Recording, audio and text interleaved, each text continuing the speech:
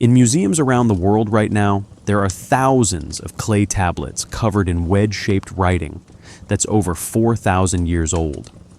Most of them are pretty boring, grain tallies and temple records, but some tell stories about beings called the Anunnaki.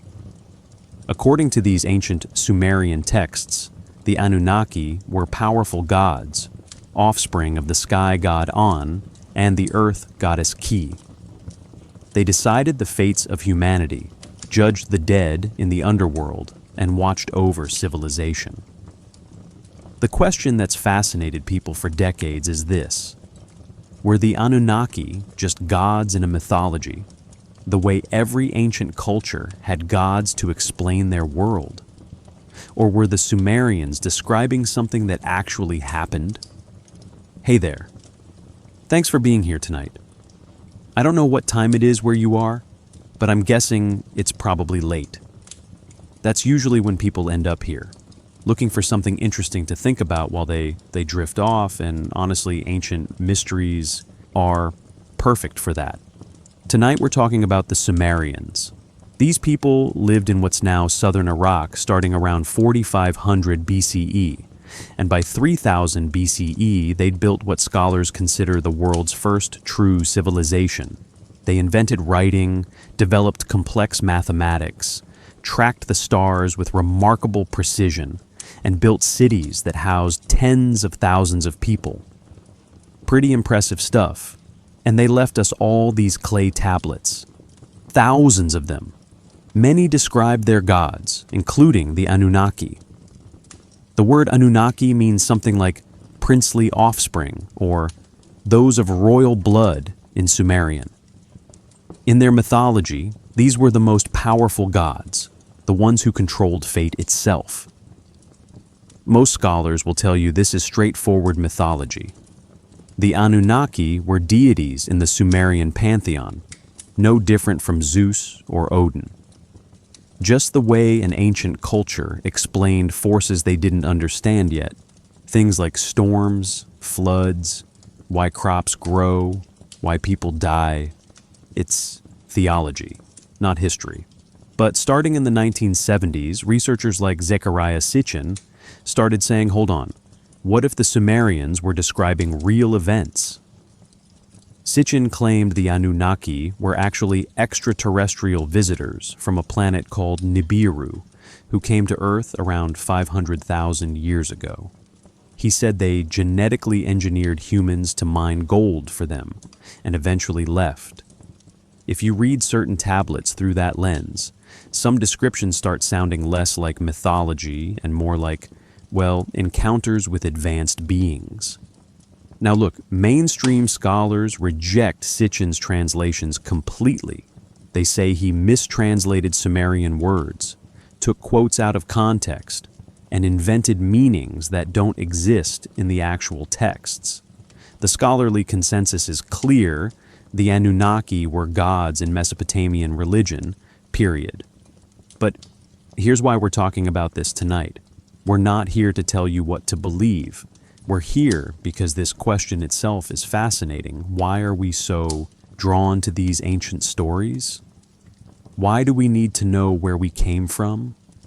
Whether the Anunnaki were gods or aliens or beautiful poetry, the Sumerians looked up at the same stars you can see outside right now and wondered about the same things we're still wondering about.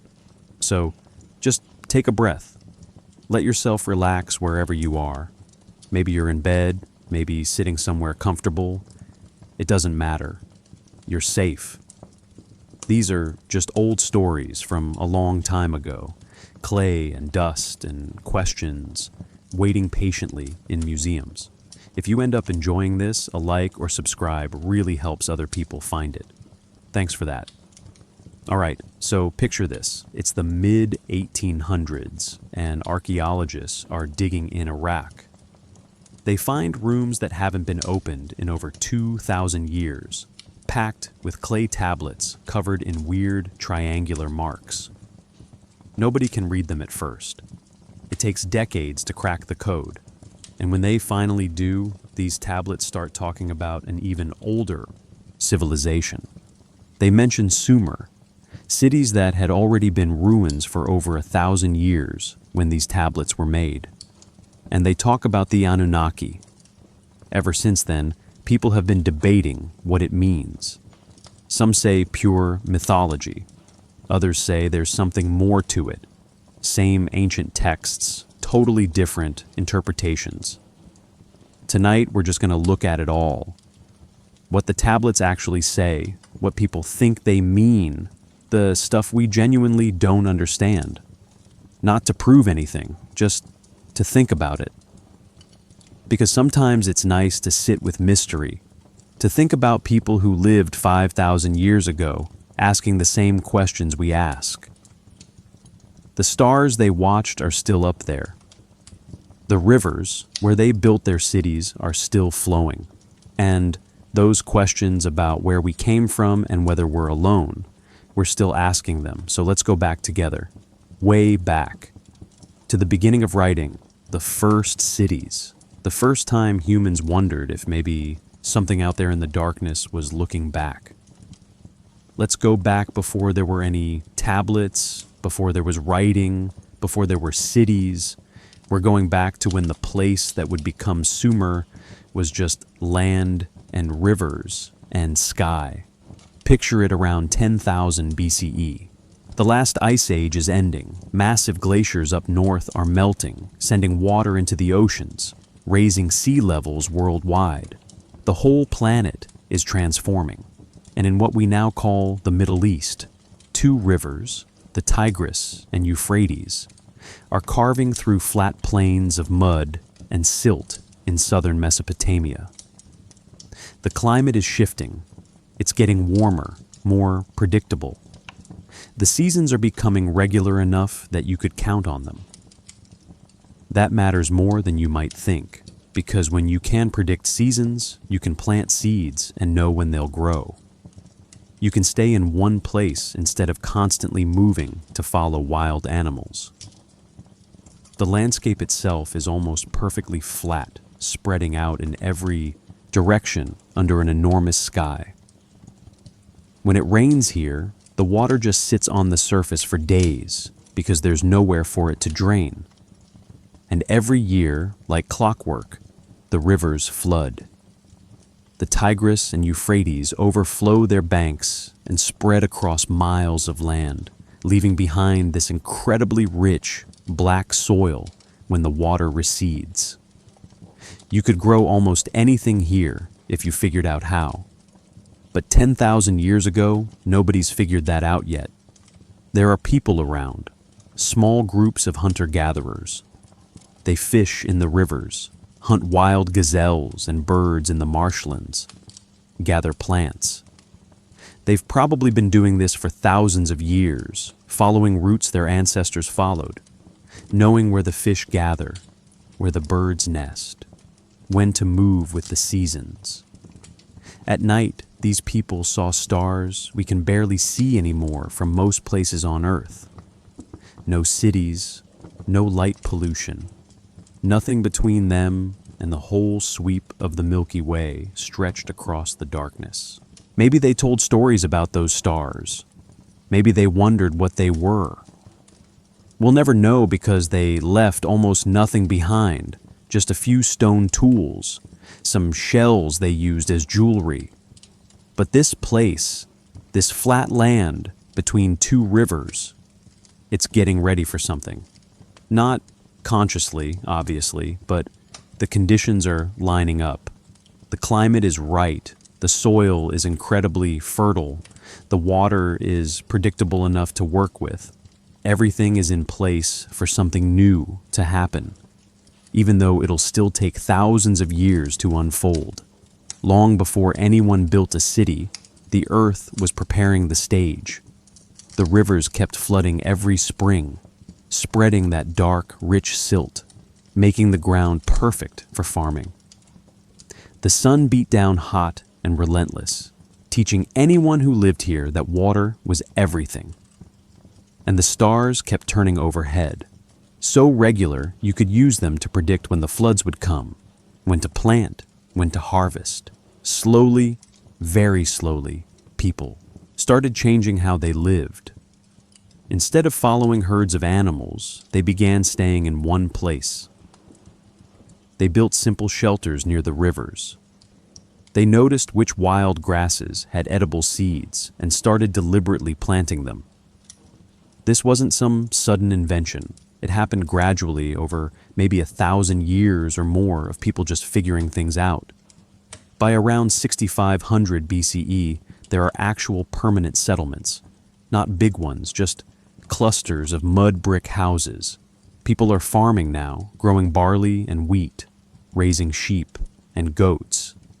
They're making pottery to store grain.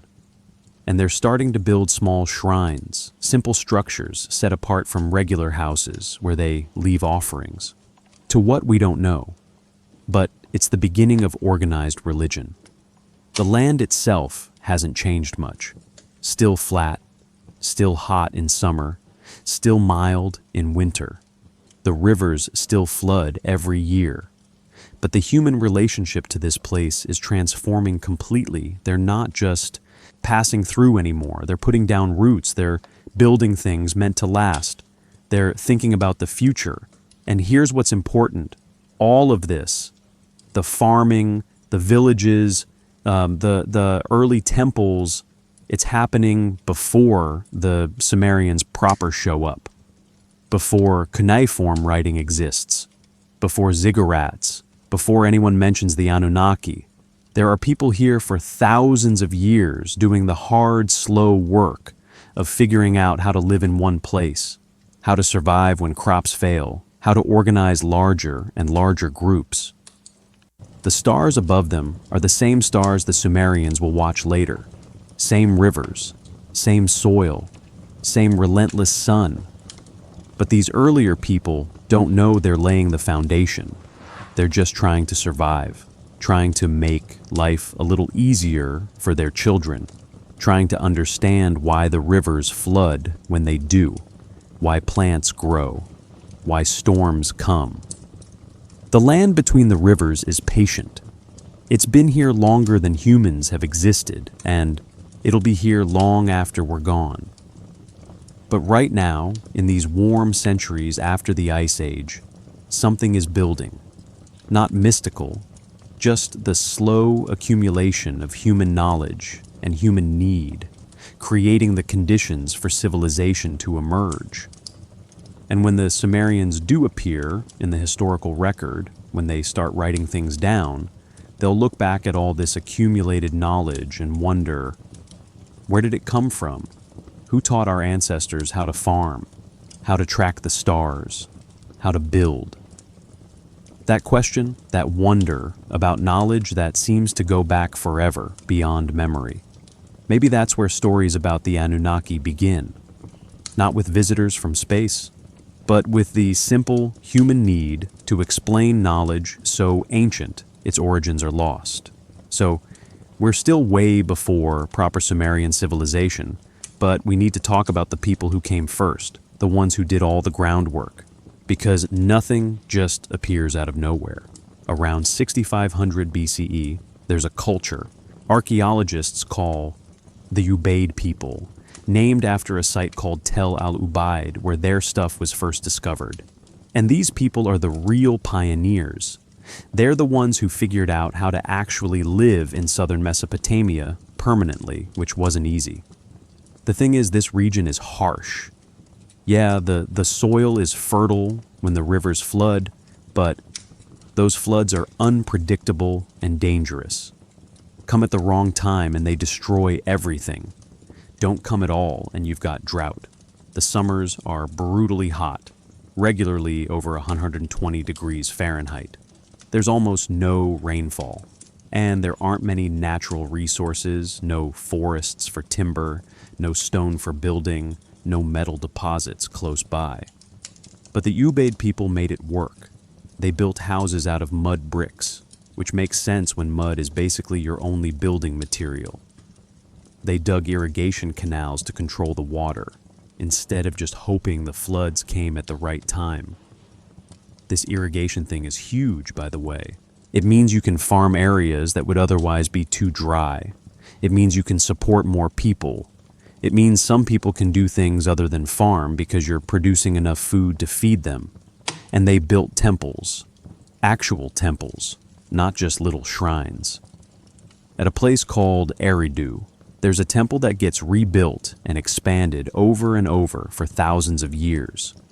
Each generation tears down the old one and builds bigger on top of it.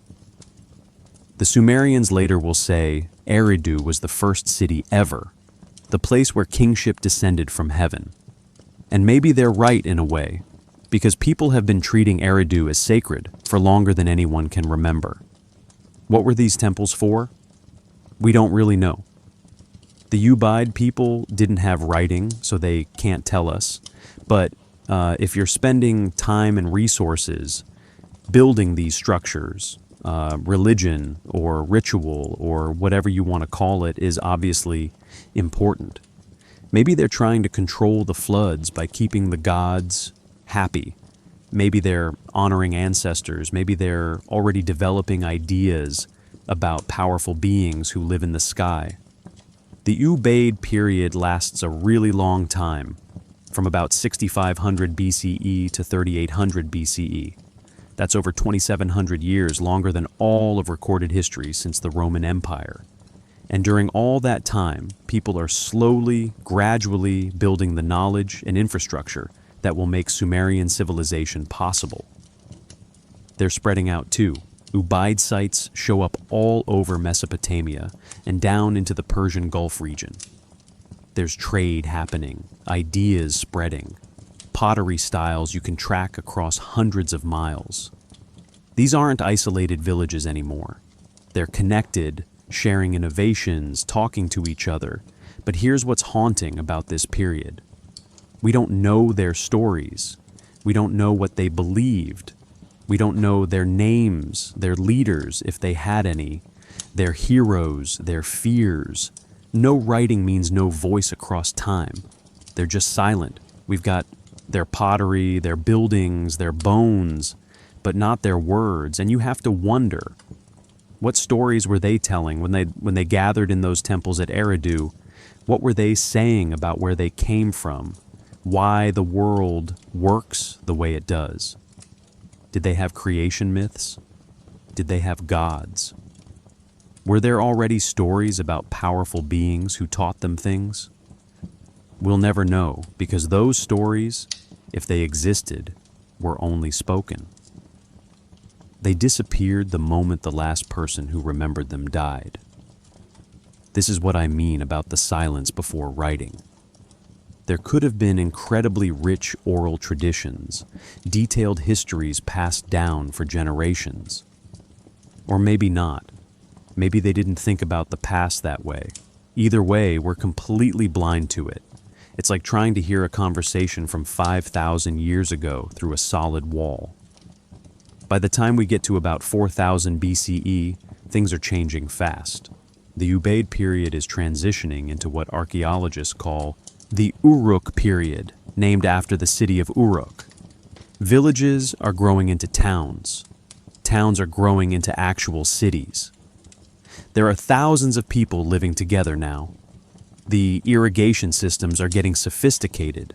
Specialization is happening, with people who just make pottery, people who just work metal, people who just manage the temples and organize labor. And the temples themselves are getting massive. Not small shrines anymore, but huge platforms, early versions of the ziggurats that will define Mesopotamian architecture. Buildings so big they take hundreds of people years to construct. Someone is organizing all this labor. Someone is deciding where resources go. There's hierarchy developing, social structure, the beginning of what we'd recognize as government. But still no writing. Not yet. Everything is still oral, still in people's heads, still disappearing the moment it's forgotten. The knowledge of how to build these things, how to manage the irrigation, how to organize thousands of people, it's all passed down through demonstration, through apprenticeship, through ritual that you do because your father did it because his father did it. Long before the first cuneiform tablet, before anyone wrote down the word Anunnaki, There were people here working under the same sun, watching the same stars, trying to understand the forces that controlled their lives. They were building the world the Sumerians would inherit. They were asking questions about the gods, about the sky, about why things work the way they do. And maybe the stories the Sumerians eventually wrote down weren't new. Maybe they were ancient even then, passed down through so many generations that nobody remembered where they started. Stories about powerful beings from the heavens, about the time before time, about how humans learned to farm and build and live together. Or maybe the Sumerians invented them fresh to explain their world, to justify their kings, to make sense of knowledge that seemed impossibly old. We can't know. That's the thing about oral tradition. It leaves no trace except in the stories themselves. And even those change every time they're told. The stage is set now. The cities are growing. The population is increasing. The need for record keeping is becoming urgent.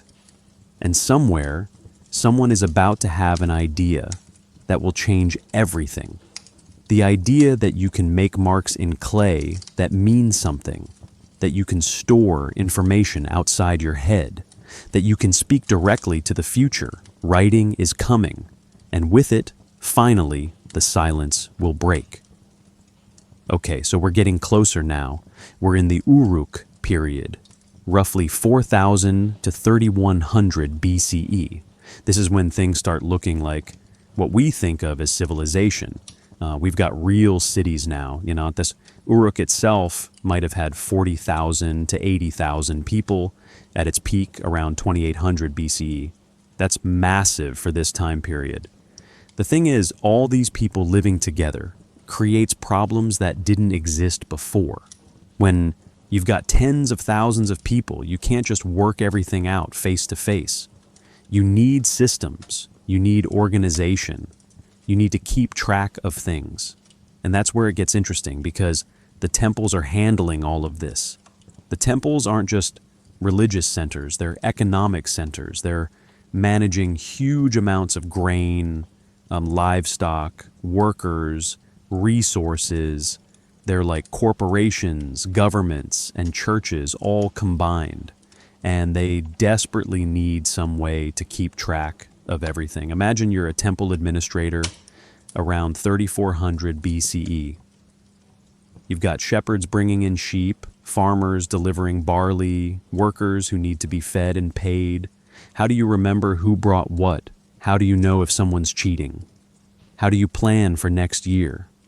At first, people use clay tokens, little clay shapes, where each shape represents something. A cone for grain, a sphere for a measure of barley. You seal them in a clay envelope with someone's mark on it as a receipt. It works, but it's clunky. And then someone has a brilliant idea. Instead of sealing tokens inside, why not just press the shapes into the clay surface? You can see what's recorded without breaking anything open. That's it. That's the moment.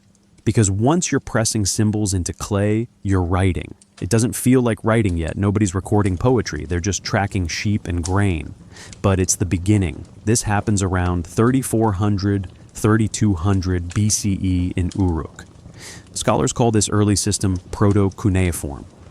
Over the next few hundred years, it gets more complex. The symbols start representing not just objects, but sounds, ideas, grammatical relationships. By about 3200 BCE, you've got actual cuneiform, wedge-shaped marks made with a reed stylus pressed into wet clay. And people start writing more than inventory lists. They write prayers, hymns, lists of kings, stories. The goddess Nisaba, who used to be associated with agriculture, becomes the goddess of writing and accounts. Writing itself becomes sacred, a gift from the gods. But here's what gets me. For thousands of years before this, people were living in complex societies without writing at all. They were building massive structures, organizing thousands of workers, maintaining trade networks across hundreds of miles, passing down knowledge about the stars, about agriculture, about metalworking, all of it in their heads or in oral tradition or in ways we can't even imagine now. Think about what that means.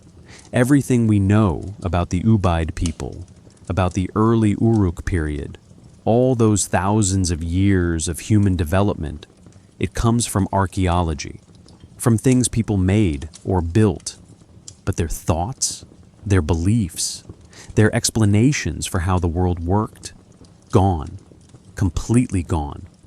And here's where the Anunnaki mystery gets interesting, because when writing finally does appear, when the Sumerians start recording their mythology around 2600 BCE, and later they're already talking about ancient times. They've got creation stories, flood stories, tales of when the gods walked among humans. These stories don't just appear out of nowhere. They must come from somewhere, from oral traditions that stretch back. How far? 1,000 years? 2,000? Further? The Sumerians themselves talk about this deep past.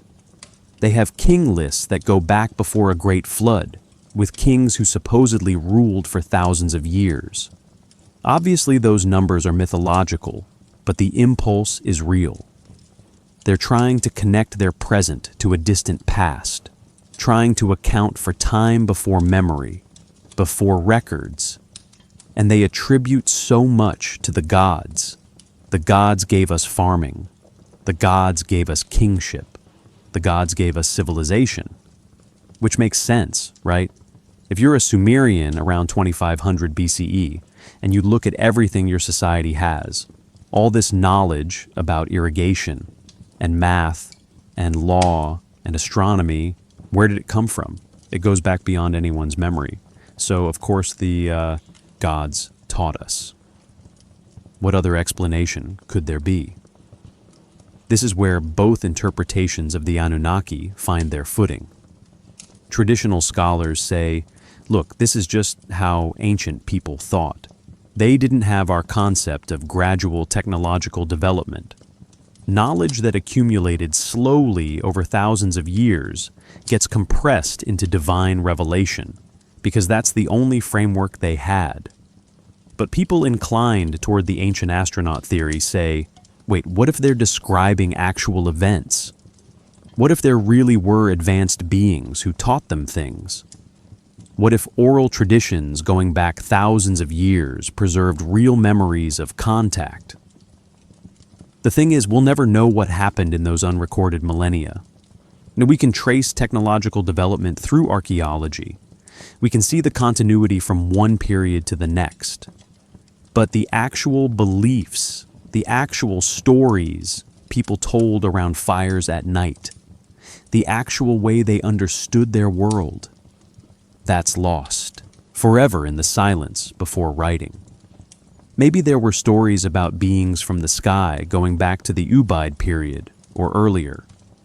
Maybe those stories evolved over thousands of years, changing with each retelling, until by the time they were written down, they'd become the Anunnaki myths we have. Maybe the Sumerians themselves didn't fully understand where their own stories came from. Or maybe the Sumerians created these stories fresh to explain their present, to give divine authority to their kings, to make sense of a civilization that seemed impossibly sophisticated. Maybe there's no deep history here at all, just mythology serving social and political purposes. We're at the edge of the silence now. Writing exists. The tablets are about to start speaking. But everything that came before, all those thousands of years that made Sumer possible, stays silent. And in that silence, the Anunnaki wait, ready to be recorded for the first time or finally written down after millennia of oral tradition. Either way, the mystery begins in the same place, in the gap between what we can prove and what the texts claim, between archaeology and mythology, between silence and the first words pressed into clay. The tablets are ready to speak. Let's listen to what they actually say. So writing exists now, around 3400, 3200 BCE, and at first it's purely practical. Temple administrators in Uruk are pressing marks into clay to track grain deliveries, count sheep, record who owes what to whom. Nothing poetic, nothing mythological, just accounting. But it's revolutionary because, for the first time in human history, information can exist outside someone's memory. The earliest tablets are small, about the size of your palm. The signs are pictographic, meaning they look like what they represent. A circle with a cross means sheep. Parallel lines mean grain. A simple drawing of a jar means oil or beer. You can almost read them like a comic strip, even if you don't know the language, which is actually the point. These early records need to be understood by people who might speak different languages, traders from different regions, administrators from different cities. For the first few centuries, this is all writing does. It counts things. It records transactions. It helps the temples manage their enormous economic operations. You can imagine the scribes sitting in temple courtyards in the heat, pressing their reed styluses into wet clay, making sure every jar of oil is accounted for, every sheep is counted. It's tedious work, but it's also creating something unprecedented, a permanent record that doesn't depend on human memory. The tablets themselves are fascinating objects. They're made from the same river clay people use for bricks, just prepared more carefully. A scribe takes a lump of clay, shapes it flat, and while it's still wet, uses a cut reed to make impressions. The reed leaves wedge-shaped marks, which is why we call it cuneiform, from the Latin word cuneus, meaning wedge.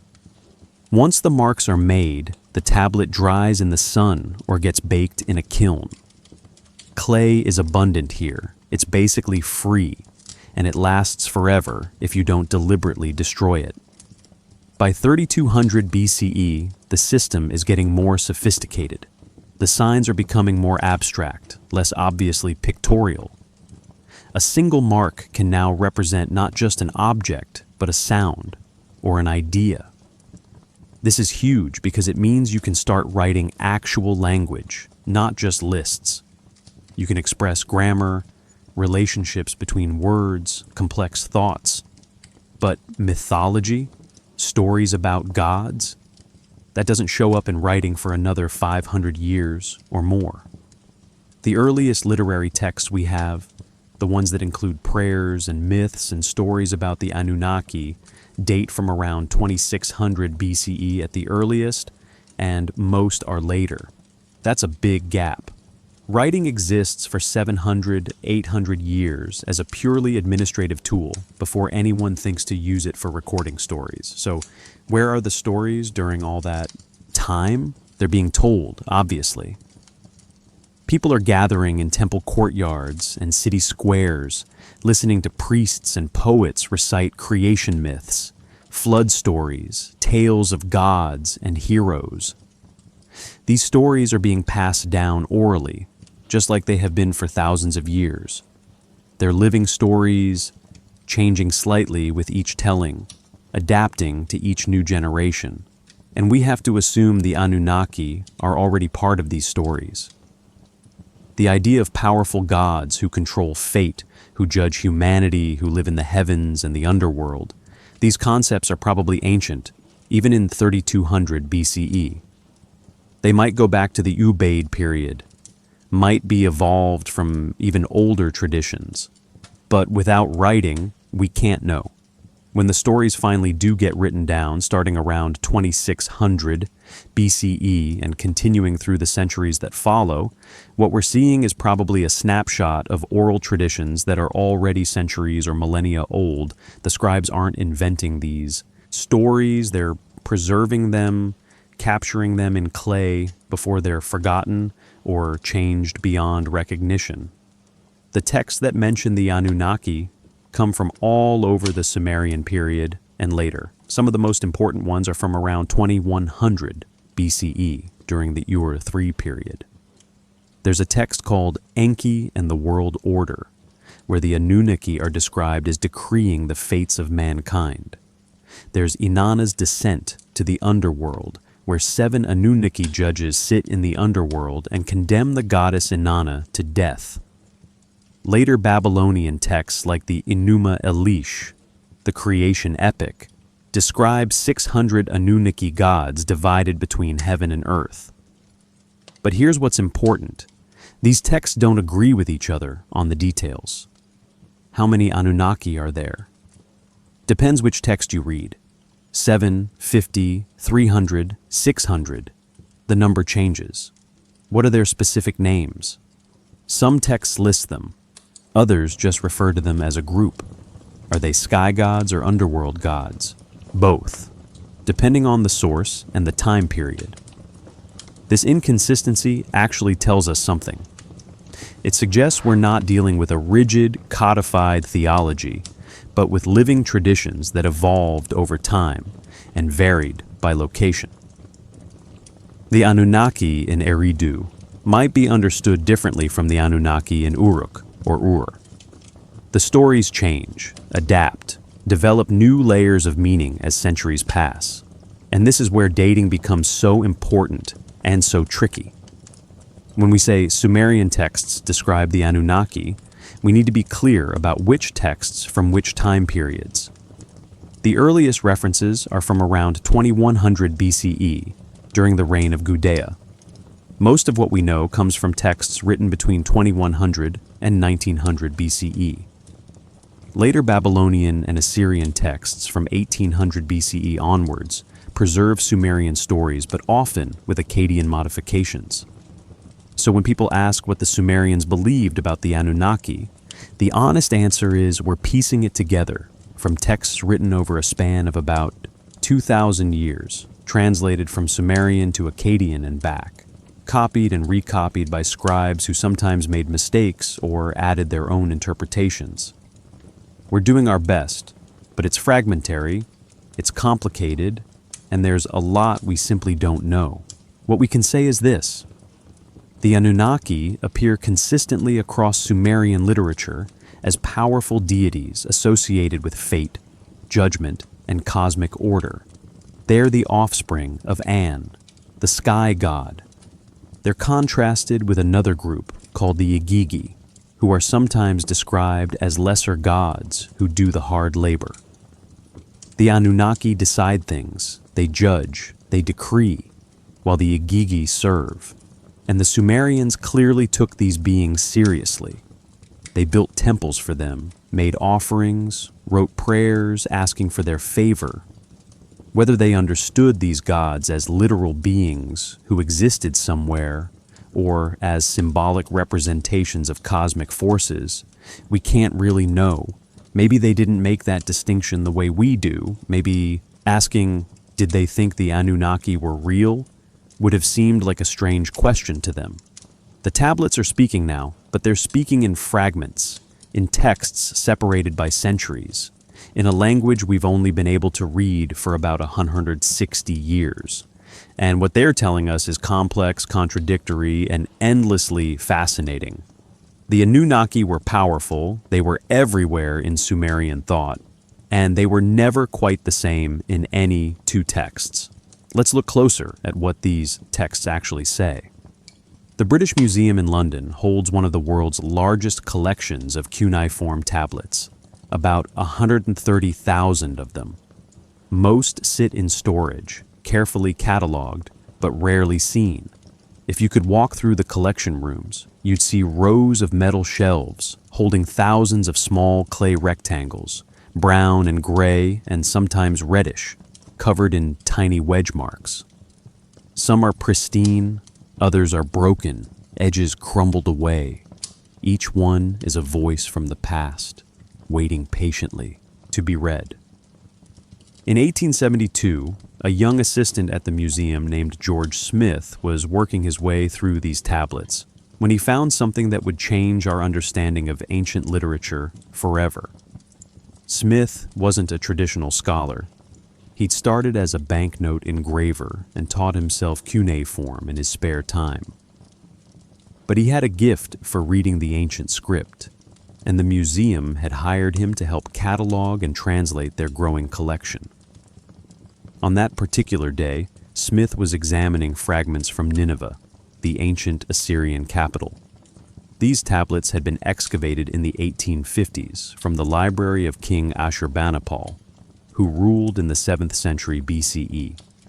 The library had been buried when Nineveh was destroyed in 612 BCE, and the tablets had sat in the ruins for over 2,400 years before archaeologists found them.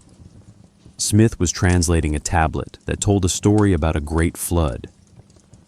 As he worked through the text, he realized he was reading something extraordinary. The story described a man who was warned by the gods about a coming deluge that would destroy all of humanity. This man built a boat, loaded it with his family and animals, and survived while the rest of the world drowned.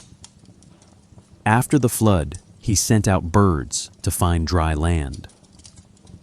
The parallels to the biblical flood story were unmistakable, but this version was written in Akkadian on a tablet that predated the oldest biblical texts by centuries. Smith got so excited that, according to witnesses, he jumped up and started tearing off his clothes, running around the room in his enthusiasm. It sounds absurd now, but you have to understand what he'd found. This was proof that the flood story existed in Mesopotamian literature long before the Bible was written. It meant the biblical account might have been influenced by or even derived from earlier Mesopotamian traditions. It meant the story was far older than anyone had imagined.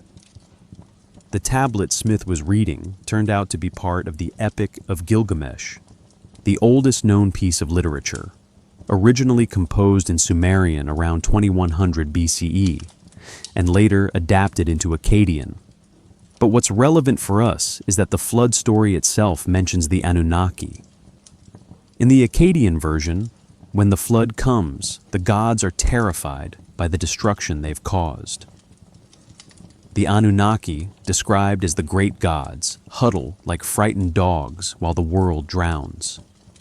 It's a striking image, these supposedly all-powerful deities cowering in fear at their own actions. This is what the Anunnaki are in the actual texts. They're gods, powerful but not omnipotent, capable of making terrible mistakes, subject to fear and regret and doubt. They're not the cold, calculating extraterrestrials of later theories. They're divine beings who feel very human emotions. Other texts give us more pieces of the picture. The poem Enki and the World Order, written in Sumerian around 2100 BCE, describes how Enki, the god of wisdom and water, organizes the world and assigns duties to various gods. The Anunnaki appear in this text as honored deities who take up their dwellings among humans and decree fates. They're administrators of divine will, implementing the decisions of the chief gods. In Inanna's descent to the underworld, also from around 2100 BCE, the goddess Inanna travels to the underworld to visit her sister Ereshkigal. When she arrives, she's brought before the 7 Anunnaki judges who sit in the underworld. They condemn her for trying to take over their realm and sentence her to death. She's turned into a corpse and hung on a hook. Only later, through trickery and negotiation, is she restored to life and allowed to return to the upper world. So in this text, the Anunnaki are judges of the dead, guardians of the underworld, enforcers of cosmic law. They're not benevolent, they're harsh and unforgiving. But they're also following rules, maintaining order, doing their assigned jobs in the cosmic hierarchy. The Babylonian creation epic, the Enuma Elish, written in Akkadian probably around 1800 to 1600 BCE, gives yet another picture. In this text, the god Marduk defeats the chaos monster Tiamat and creates the world from her body. As a reward, the other gods build him a great city, Babylon, and Marduk assigns 300 Anunnaki to guard the heavens and another 300 to guard the earth. So here they're cosmic guardians, 600 in total, maintaining the boundaries between different realms. What's striking when you read these texts is how inconsistent they are. The Anunnaki in one story aren't quite the same as the Anunnaki in another. Their numbers change, their roles shift, their characters vary. This is what you'd expect from a living religious tradition that evolved over thousands of years across multiple cities and cultures. It's not a unified, coherent mythology. It's a collection of related but distinct traditions. And nowhere, in any authentic translation of any Sumerian or Akkadian text, do the Anunnaki come from a planet called Nibiru. Nowhere do they mine gold. Nowhere do they genetically engineer humans. Nowhere are they described with technology that sounds advanced or extraterrestrial. They're gods, doing what gods do in ancient Near Eastern mythology, which is control nature, demand worship, interact with humans in ways that reflect divine power, but also very human psychology. The scholar Michael Heiser, who could read Sumerian, Akkadian, and a dozen other ancient languages, spent years challenging alternative interpretations. He said, "Show me one line, just one line from one tablet that says the Anunnaki come from another planet, or use technology." He offered to read any text anyone could provide. Nobody ever did, because those lines don't exist. But the texts that do exist are fascinating enough without embellishment. They show us a culture trying to understand its place in the cosmos, creating stories that explain why floods happen, why humans must work and die, why some people have power and others don't. They show gods who are powerful but flawed, who make mistakes, who feel emotions, who need humans just as humans need them. The Anunnaki in these authentic texts are theological constructs, parts of a complex religious system that tried to make sense of a world that often seemed arbitrary and cruel. They're powerful because natural forces are powerful. They're unpredictable because droughts and floods are unpredictable. They demand service because staying alive in ancient Mesopotamia required constant, backbreaking labor. When you read these texts with fresh eyes, without trying to find hidden meanings or secret knowledge, what you find is poetry. Human beings 5,000 years ago, looking up at the stars and wondering, just as we still wonder, what forces control our lives, where we came from, what happens when we die. They created the Anunnaki as part of their answer, and those divine figures are neither aliens nor simple superstition. They're complex theological concepts, wrapped in story, and they tell us as much about human nature as they do about Sumerian religion. The tablets are still speaking, thousands of them still untranslated in museum storage. Each one is a small window into a lost world. And what they show us, if we're willing to listen carefully, is not ancient astronauts, but ancient humans, asking the same questions we're still asking tonight. So, if we're trying to understand who the Anunnaki actually were in Sumerian thought, we need to piece together evidence from multiple sources, texts written over centuries, in different cities, for different purposes. It's like assembling a puzzle where half the pieces are missing and the ones you have don't quite fit together perfectly. The name itself is interesting. In Sumerian, it's written something like Dia Nuna or Dia Nuna Ka for Ne, where the D is a marker that indicates divinity. The most common scholarly translation is princely offspring, or those of royal blood, referring to their status as children of An, the sky god, and Kai, the earth goddess. Some sources say An and Ninhursag, the mother goddess, but either way, these are the descendants of the chief deities, divine royalty. The Akkadians, the Semitic people who eventually dominated Mesopotamia after 2334 BCE, borrowed the term and made it Anunnaki, or Anunnaku. That's the form most people are familiar with today. But here's where it gets tricky. The pronunciation Anunnaki is technically a genitive form, like saying of the Anunna, so using it as a proper noun isn't quite grammatically correct. But it's what stuck, so that's what we use.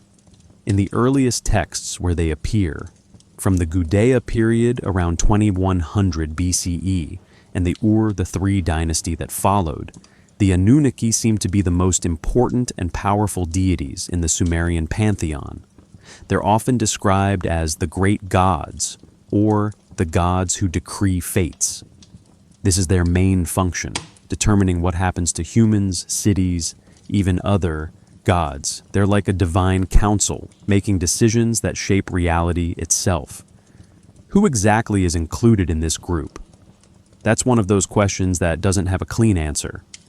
Some texts suggest it includes the 7 most powerful gods: An, Enlil, Enki, Ninhursag, Nana the moon god, Utu the sun god, and Inanna, the goddess of love and war. These are sometimes called the 7 who decree, the top tier of the divine hierarchy. But other texts mention 50 Anunnaki associated with the city of Eridu.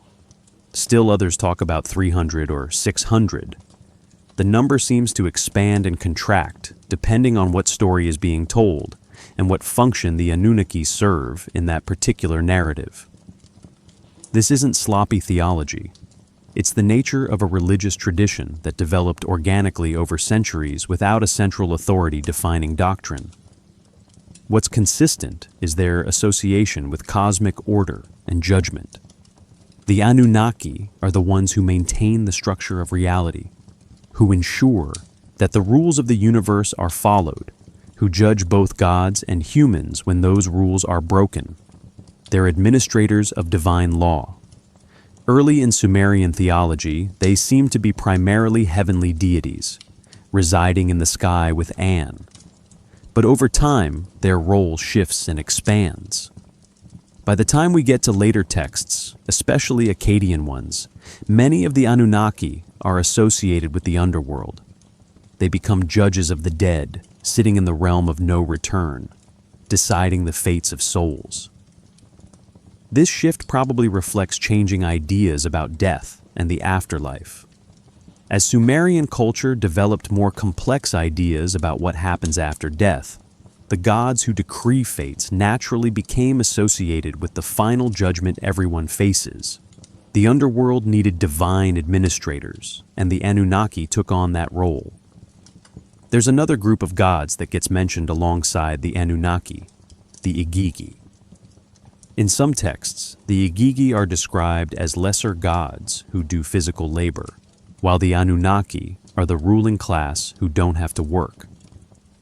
The Atrahasis epic, a Babylonian version of the flood story from around 1800 BCE, describes how the Igigi rebelled because they were tired of digging irrigation canals and doing hard labor. In response, the gods decided to create humans to take over the work, giving the Igigi a break. This is actually a key text for understanding Sumerian ideas about humanity's purpose. According to this myth, humans were created specifically to serve the gods, to do the agricultural and construction work that even divine beings found exhausting. It's a theology that reflects the reality of life in ancient Mesopotamia, where survival required constant, brutal labor. If your whole life is spent digging canals and hauling grain under the burning sun, of course you'd develop a theology that says this is your cosmic purpose. But notice what's not in this story. There's no gold mining. There's no genetic engineering. There's no planet Nibiru. Humans are created from clay and divine blood, mixed together by the goddess Ninhursag and Enki. It's a creation story that explains why humans must work and die, why we're caught between the divine and the earthly, why we serve beings more powerful than ourselves. The Anunnaki in this story are part of the divine council that makes the decision to create humans, but they're not doing the creating themselves. That's the job of specific creator deities. The Anunnaki are more like the board of directors, setting policy while others implement it. What's remarkable when you read these texts carefully is how anthropomorphic these gods are. They get tired, they get scared, they argue with each other, they make decisions and then regret them. They're not the abstract, perfect deity of later monotheism. They're more like superpowered humans, subject to emotions and mistakes, but operating on a cosmic scale. The Anunnaki sit in council and debate what to do about the noise humans are making.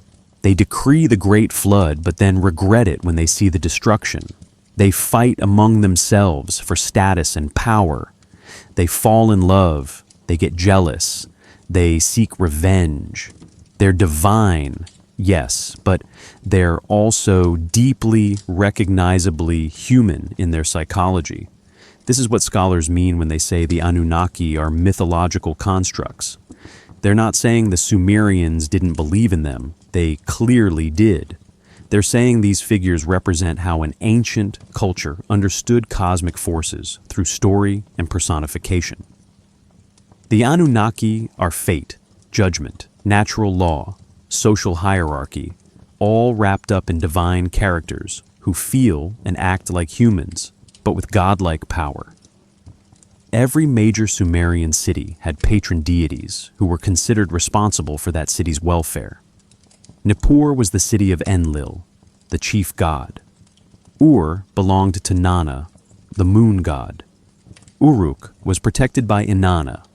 And all of these city-specific gods were part of the larger category of Anunnaki, the divine offspring who administered the cosmos. What we don't have is any text that describes the Anunnaki as coming from somewhere else, from another planet or another dimension. They're born from An and Ki, sky and earth, right here in the Mesopotamian cosmos. They dwell in heaven, on earth, and in the underworld, the three tiers of Sumerian cosmology. They're native to this world, not visitors to it. The texts are clear on this, at least as clear as ancient religious texts ever are. The Anunnaki are gods in the traditional sense, powerful divine beings who control aspects of reality and demand worship from humans. They're complex, multifaceted, sometimes contradictory, because they developed over thousands of years of religious thought. But they're not ancient astronauts. They're theology. And maybe that's more interesting anyway, because these texts show us humans 5,000 years ago wrestling with the same questions we still wrestle with. Why do we have to work so hard? Why do we suffer? Why do we die? What forces control our lives? Is there justice in the universe? What happens after death? The Anunnaki are their answer. And it's a surprisingly sophisticated answer. Divine beings who are powerful but not all-powerful, who maintain order but are also subject to it, who judge humanity but are themselves capable of error. The tablets have spoken, and what they say is worth listening to, not because it reveals hidden ancient knowledge or proves visits from space, but because it shows us the human need to make sense of existence, to create meaning in the face of cosmic indifference, to build a theology that explains why things are the way they are. The Sumerians looked at the same stars we're looking at tonight and asked the same questions. They came up with the Anunnaki as part of their answer, and whether you read that as ancient wisdom or ancient mythology, it's a window into how humans think when we're trying to understand forces vastly more powerful than ourselves. Let's move forward now to when Sumerian civilization reached its height, what scholars call the early dynastic period, roughly 2900 to 2334 BCE. This is Sumer at its most powerful, most creative, most influential. The cities are thriving, the temples are massive, and the culture is producing art and literature that will influence the entire ancient world. Picture the landscape of southern Mesopotamia around 2500 BCE. The flat plain is dotted with cities, each one a cluster of mud brick buildings surrounding a massive ziggurat that can be seen for miles. Ur, Uruk, Lagash, Nippur, Eridu, Kish. Each city-state is independent, ruled by its own king, protected by its own patron deity. They trade with each other, fight with each other, form alliances, and break them, just like city-states would do in Greece 2,000 years later. The largest of these cities might have 40,000 to 80,000 people, which is enormous for this time period. Most of human history, people live in villages of a few hundred or towns of a few thousand. But here in Sumer, you've got true urban centers with all the complexity that comes with them. Specialized craftspeople, professional soldiers, priests, scribes, merchants, farmers bringing food from the countryside. It's the beginning of urban life as we know it. The cities are surrounded by massive walls, some of them over 20 feet high and thick enough that chariots can ride along the top. These aren't just for defense. They're statements of power, visible proof that this city has the resources and organization to build something this impressive. The Epic of Gilgamesh brags about the walls of Uruk, saying they were built by Gilgamesh himself, and that you could walk around the entire circuit admiring their construction. Inside the walls, the cities are dense and chaotic. Narrow streets wind between mud brick houses, most of them single-story with flat roofs where families sleep on hot nights. There's no city planning in our modern sense. Houses are just built wherever there's space, creating a maze of alleys and dead ends. The streets aren't paved, just packed earth that turns to mud when it rains and dust when it's dry.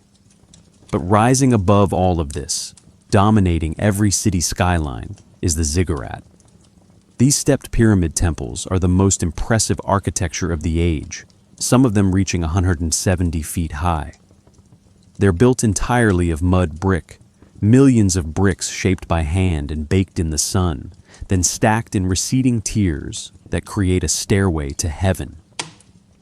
At the very top is a small temple, the house where the city's patron god lives when visiting the earthly realm. Imagine standing at the base of the ziggurat of Ur on a clear morning. The sun is just coming up, casting long shadows across the plaza. The bottom tier of the structure rises before you, each brick still cool from the night. There's a wide central staircase leading up, and smaller staircases on either side. Priests are already climbing, carrying offerings for the morning ritual. From up there, you can see the entire city spread out below, the river in the distance, the fields beyond, the desert stretching to the horizon. These ziggurats take decades to build. Thousands of workers hauling bricks, laying them in precise patterns, constructing the internal structure that prevents the whole thing from collapsing under its own weight. It's a massive investment of labor and resources, and it only makes sense in a society that's producing enough surplus food that thousands of people can do work that isn't directly related to survival. And this is one of the key achievements of Sumerian civilization. They've figured out how to produce food on such a scale that most people don't have to farm. The irrigation systems are sophisticated now, networks of canals that can direct water exactly where it's needed, gates that can be opened and closed to control flow, storage basins that hold water for dry periods. It's agricultural engineering on a level that won't be matched anywhere else for another 1,000 years. The surplus food supports everyone else. The priests who maintain the temples and conduct rituals. The scribes who keep records and copy texts. The craftspeople who make pottery, weave cloth, work metal, carve stone. The soldiers who protect the city from raids and fight in the endless wars between city-states. The merchants who travel up and down the rivers, trading Sumerian grain and textiles for timber from Lebanon, metals from Anatolia, precious stones from Afghanistan. It's a complex society, and complexity requires record-keeping, which is why literacy is so important here. Not everyone can read and write. It's still a specialized skill, but there are probably thousands of scribes working in the temple complexes and royal palaces. They're keeping track of everything: grain stores, livestock numbers, worker assignments, trade agreements, legal disputes, astronomical observations, historical events, religious texts. The scribes are professionals, many of them trained from childhood in scribal schools called edubas, the tablet houses. We actually have texts written by students, practice tablets where young scribes copied out standard texts over and over to learn the signs. Some of them include complaints about their teachers or boasts about their progress. They're remarkably human, these fragments of ancient homework. Daily life in these cities revolves around work, ritual, and the eternal struggle to get enough to eat, despite living in one of the most productive agricultural regions on Earth. Most people are still farmers, even in the cities, heading out to fields every morning to tend crops, dig canals, repair irrigation works. Others work in workshops, massive operations employing hundreds of people to produce textiles or pottery or metal goods, often organized by the temples, which function as both religious centers and economic corporations. The wealthy live in larger houses with multiple rooms arranged around courtyards, but even they're made of the same mud brick as everyone else's houses. There's not a lot of stone in Mesopotamia, so almost everything is built from river clay. It's abundant, it's cheap, it's easy to work with, but it requires constant maintenance. A house left empty for a season will start to melt back into the earth, the bricks dissolving in rain, the walls slumping. And above all of this human activity, above the work and the trade and the wars and the rituals, the Sumerians believed the Anunnaki were watching. Every city had its patron deity who lived in the ziggurat, and that deity was one of the Anunnaki, one of the great gods who decreed fates. The entire social structure was understood through this theological lens.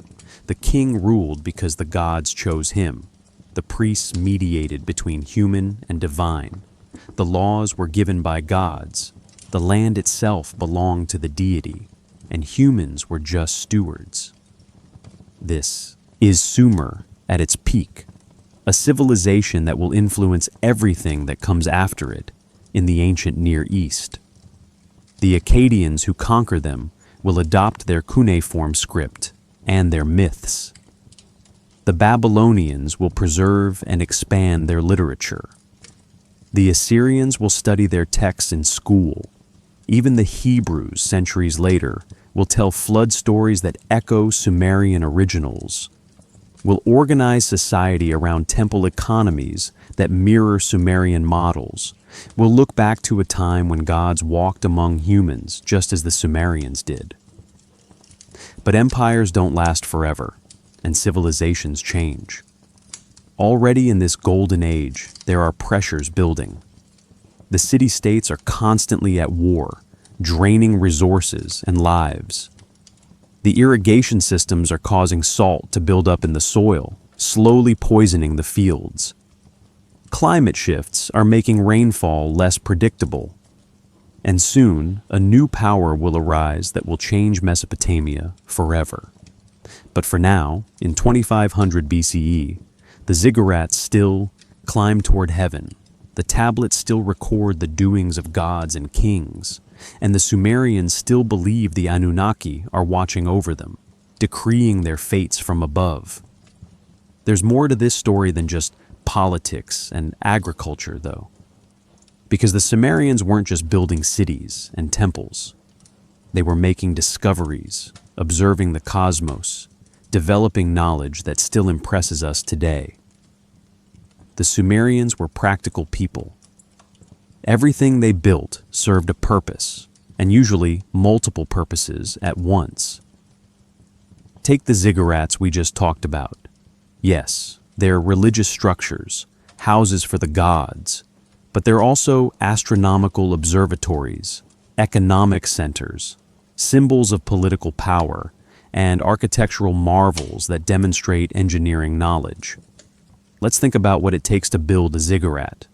You need to understand mathematics, how to calculate angles and proportions so the structure doesn't collapse. You need to understand materials, which types of brick can bear which loads, how to make mortar that lasts, how to create a stable foundation in soft alluvial soil.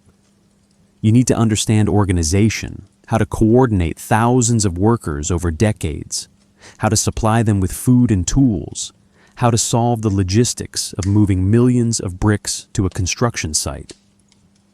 The ziggurats are precisely oriented to the cardinal directions: north, south, east, west.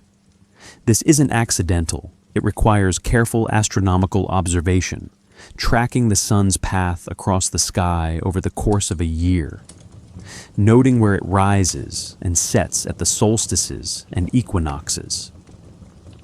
The Sumerians had been doing this for centuries by the time the great ziggurats were built, watching the sky, recording patterns, developing a sophisticated understanding of celestial mechanics.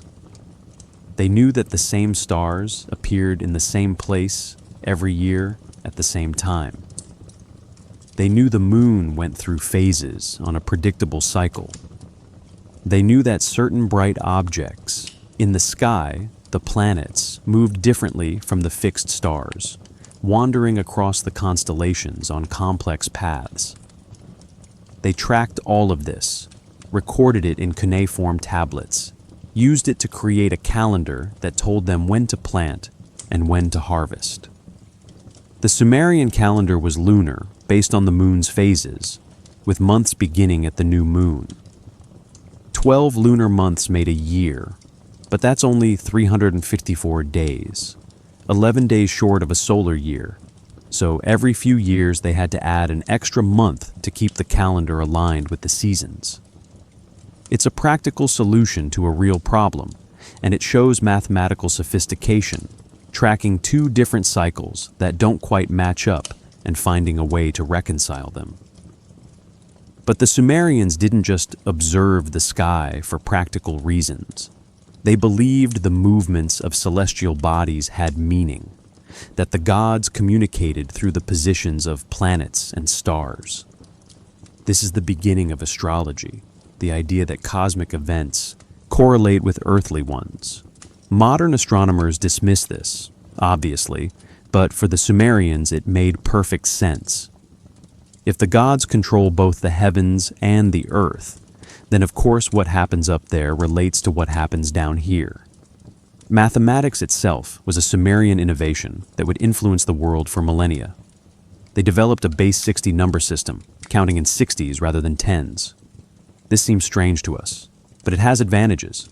60 is divisible by many numbers: 2, 3, 4, 5, 6, 10, 12, 15, 20, 30. This makes calculations easier, especially fractions, and we still use base 60 today for measuring time and angles. 60 seconds in a minute, 60 minutes in an hour, 360 degrees in a circle, all inherited from Sumer. They could multiply and divide, calculate areas and volumes, solve practical problems about how much grain fits in a storage room, or how many workers are needed to dig a canal in a given time. We have tablets that are essentially math homework.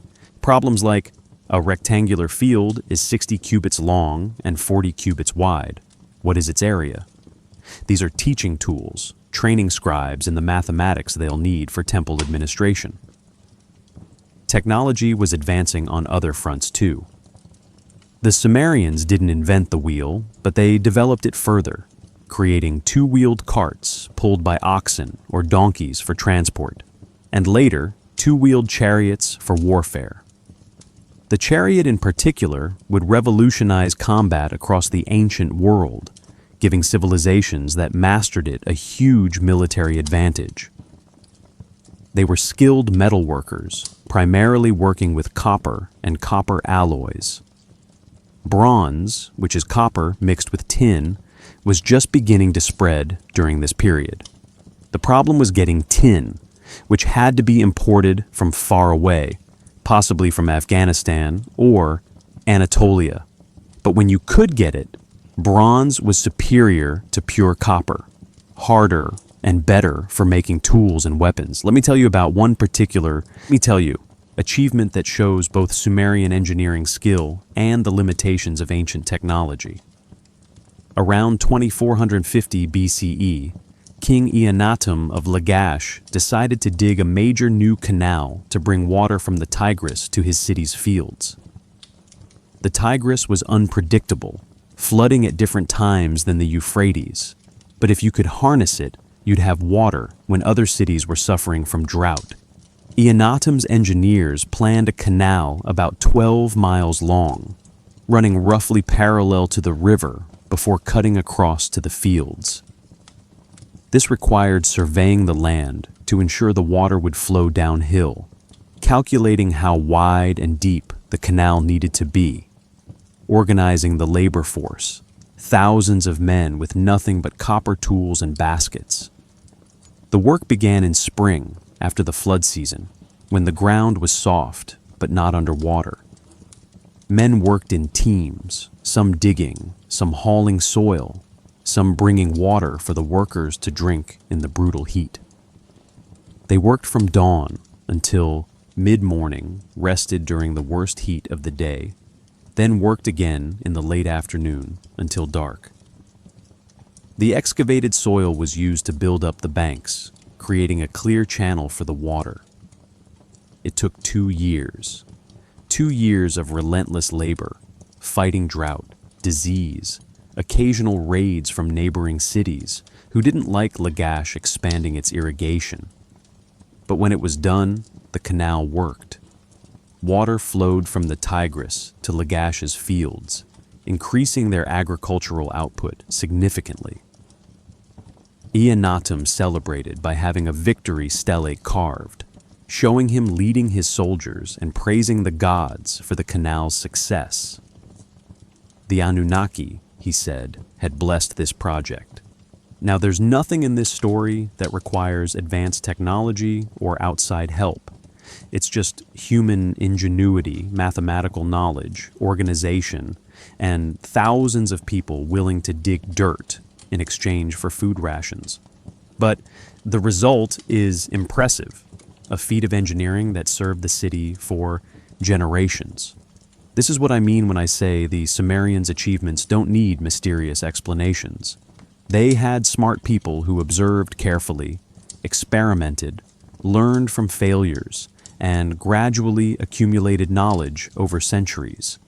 The irrigation canals, the ziggurats, the mathematical systems, the astronomical observations, all of these came from human brains and human hands working patiently over generations. Did they have limitations? Of course. They couldn't work metal well because they didn't have good sources of ore. They couldn't build in stone because they didn't have stone. Their medical knowledge was limited because they didn't understand germ theory or anatomy very well. Their mathematics couldn't handle complex algebra. Their astronomy was observational, not theoretical. They could track planetary movements, but couldn't explain why planets moved. But within those limitations, they were brilliant. They developed a writing system that could express any thought. They created literature that still moves us today. They built structures that lasted for millennia.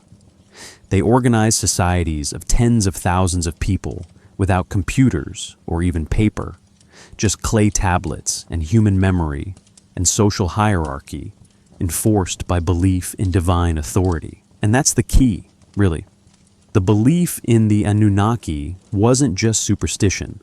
It was the organizing principle that made all of this possible. If you believe the gods watch everything, if you believe they decree fates, if you believe they reward loyalty and punish disobedience, then you have a system for maintaining social order without constant violence.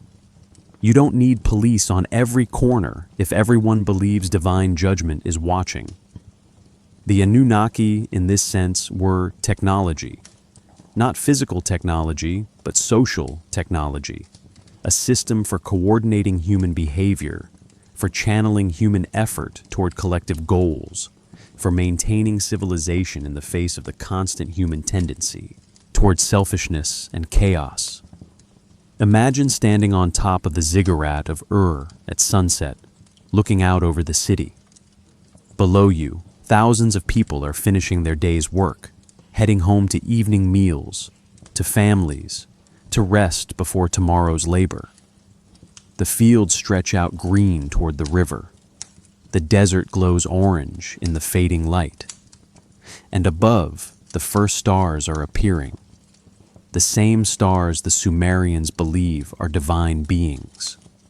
The same stars whose movements they've tracked for generations.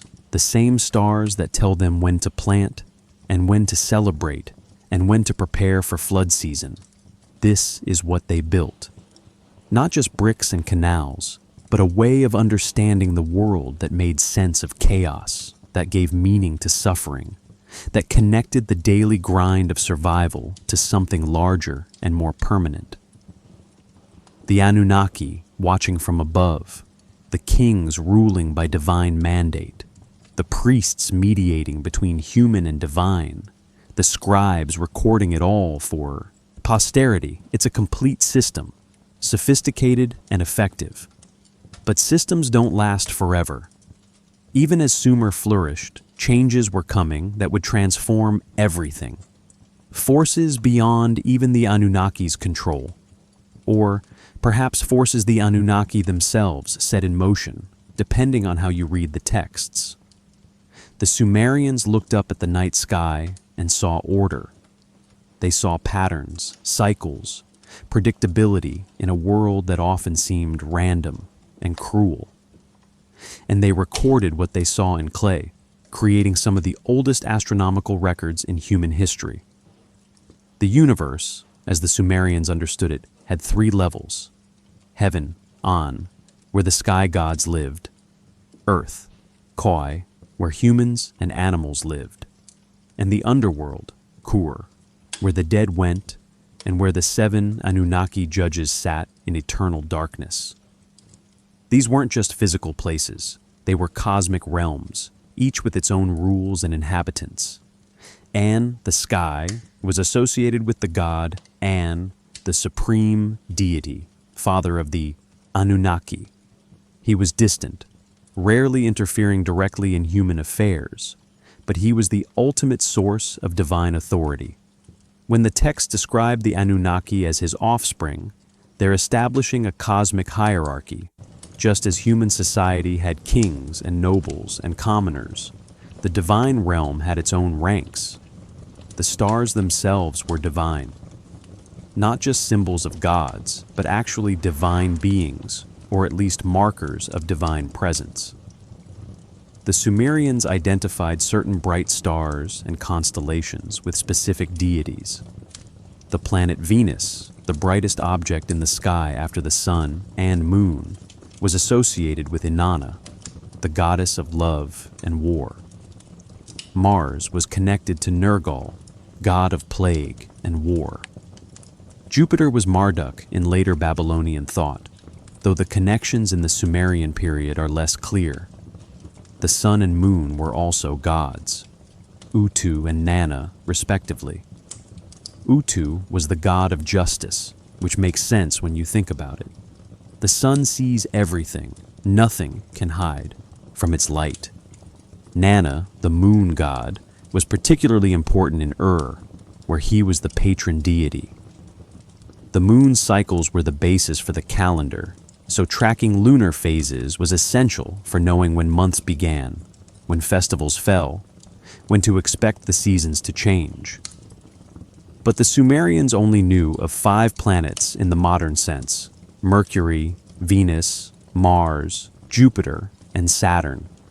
These were the bright objects that moved against the background of fixed stars, wandering across the constellations on paths that took months or years to complete.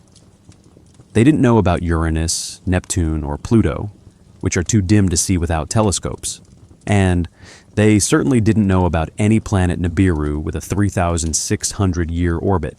Actually, Nibiru is mentioned in Babylonian astronomical texts, but it's not a planet. It's either a star, possibly Polaris, or another prominent star near the celestial pole, or it's a term for the point where the sun crosses the celestial equator. Different texts use it differently, which is typical of ancient astronomical terminology.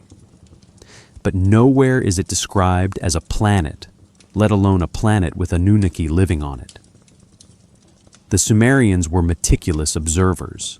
They tracked the positions of planets and stars, noting where they appeared relative to the horizon at different times of year. They recorded unusual events, eclipses, comets, anything that seemed significant. These observations served practical purposes, creating a reliable calendar for agriculture, but they also served religious purposes. The gods communicated through the sky, so watching the heavens was a form of prayer, a way of trying to understand divine will. Some of their observations were remarkably precise. They knew the length of a lunar month to within minutes. They could predict eclipses, at least sometimes, by recognizing patterns in when they occurred. They knew that Venus appeared as both a morning star and an evening star, and they'd figured out these were the same object, not 2 different stars. But they didn't have the physics to understand why things worked the way they did. They didn't know Earth was a sphere rotating on its axis and orbiting the sun. They thought the Earth was flat, floating on a cosmic ocean, with the dome of heaven arched above it. This cosmology made sense based on what they could see: the flat landscape stretching to the horizon, the curved sky overhead, the waters of the rivers and seas surrounding their land. And woven through all of this was theology. The movements of celestial bodies weren't just physics, they were divine action. When Venus appeared bright in the west, that was Inanna asserting her power. When Mars grew red and ominous, that was Nergal preparing for war. The Anunnaki decreed these movements, set these cycles in motion, used the heavens to communicate their will to humanity. There's a concept in Sumerian thought called the Me, pronounced May. The Me are difficult to translate. There's something like divine powers or cosmic principles or the fundamental attributes that make civilization possible. There are over 100 Me mentioned in various texts, including things like kingship, priesthood, truth, music, sexual intercourse, prostitution, law, art, and on and on. The Me belong to the gods, but can be given to humans or cities, and possessing them grants power and legitimacy. The Me aren't physical objects, though some texts describe them as being stored in temples. They're more like divine decrees, the rules that make the cosmos function. And the Anunnaki, as the gods who decree fates, are the ones who distribute and control the Me. To have the Me is to have divine approval. To lack them is to be outside the cosmic order.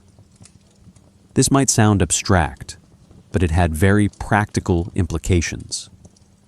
A king who claimed to have received the Me of kingship from the gods was saying his rule was legitimate, ordained by the cosmic order itself.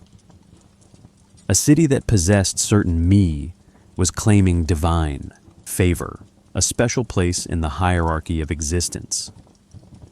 The entire social structure was justified through this theological framework. And this is where we have to be careful about imposing modern categories on ancient thought. When we ask, Did the Sumerians really believe the Anunnaki existed? We're assuming a distinction between literal and metaphorical that they might not have made.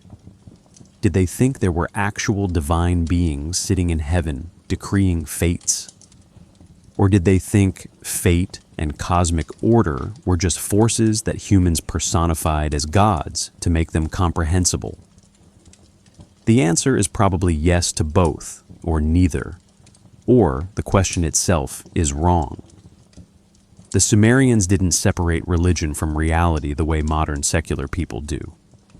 The gods weren't additions to reality, they were part of reality, the way gravity is part of reality for us. You couldn't not believe in them any more than you could not believe in the sun. But that doesn't mean they took every story literally in the way fundamentalists take scripture literally today. They understood poetry, metaphor, symbolic storytelling. When a text says Enlil split heaven and earth apart, creating the space where humans live, that's a creation myth, not a geology lesson. The Sumerians knew mountains and rivers and cities had natural origins, even if they also believed gods shaped those origins. The cosmos in clay, recorded on thousands of tablets, is an attempt to understand reality through the tools available at the time: observation, pattern recognition, story, and the assumption that intelligence and will stand behind the forces that shape existence. It's not modern science, but it's not ignorant superstition either. It's sophisticated pre-scientific thought, doing the best it can to explain a complex universe. And the Anunnaki sit at the center of it, the divine administrators, the ones who make the rules and enforce them, the cosmic bureaucracy that ensures order rather than chaos. They watch from heaven, they judge in the underworld, they decree fates for all beings. They're the answer to the question every human asks: who's in charge here? What intelligence, if any, guides the universe? The Sumerians' answer was the Anunnaki, and that answer let them build civilization, organize society, create art and literature and law. Not because the answer was correct in any scientific sense, but because it was meaningful. It gave life structure and purpose. It explained suffering without making it meaningless. The stars still turn overhead tonight, following the same paths the Sumerians watched 5,000 years ago. The patterns are still there, still predictable, still beautiful. We understand them differently now. We know about gravity and orbital mechanics. We've sent probes to other planets. We've detected galaxies billions of light years away.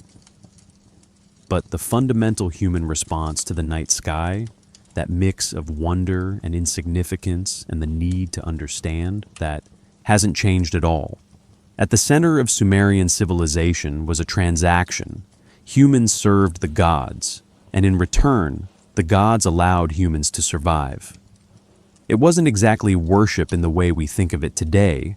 It was more like a business arrangement, contractual, with expectations on both sides. The relationship started with creation itself. In Sumerian mythology, humans were created specifically to serve the gods, to do the work of growing food and maintaining temples so the gods wouldn't have to. This isn't a feel-good creation story about being made in the divine image out of love. It's practical and transactional. The gods needed workers, so they made humans. And humans needed the gods right back. The gods controlled everything: rain, floods, crops, disease, victory in war, fertility of livestock. If you wanted to survive, you had to keep the gods happy.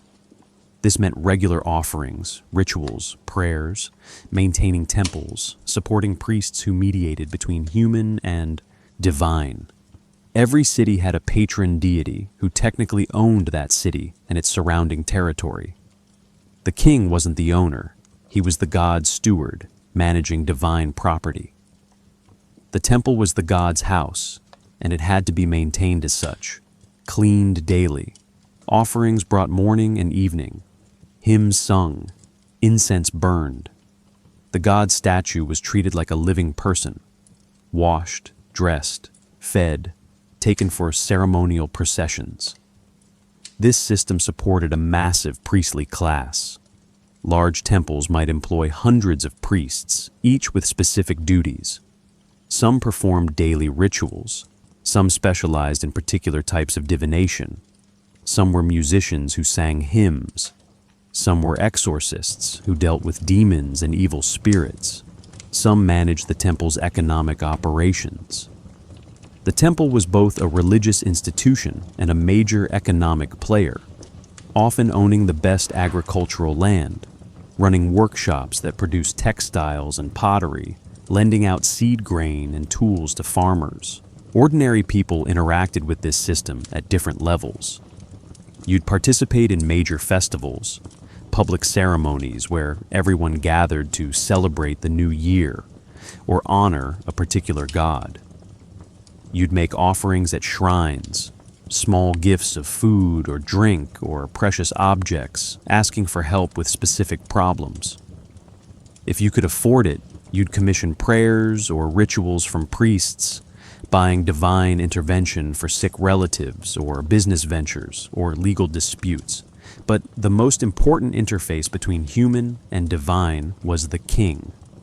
The Sumerian king was In, which means something like Lord, or Lugal, which literally means big man.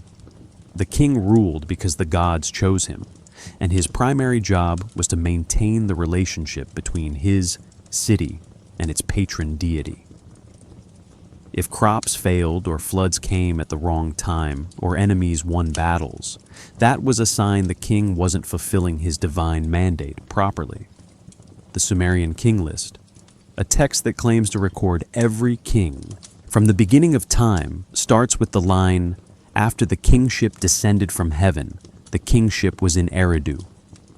Kingship itself is described as one of the Mi, the divine powers given by the gods. It's not something humans invented. It's something the Anunnaki decreed, part of the cosmic order. This had profound implications for how society was organized. Social hierarchy wasn't just practical, it was cosmically ordained. The king ruled because the gods said so. The priests had authority because they mediated divine will.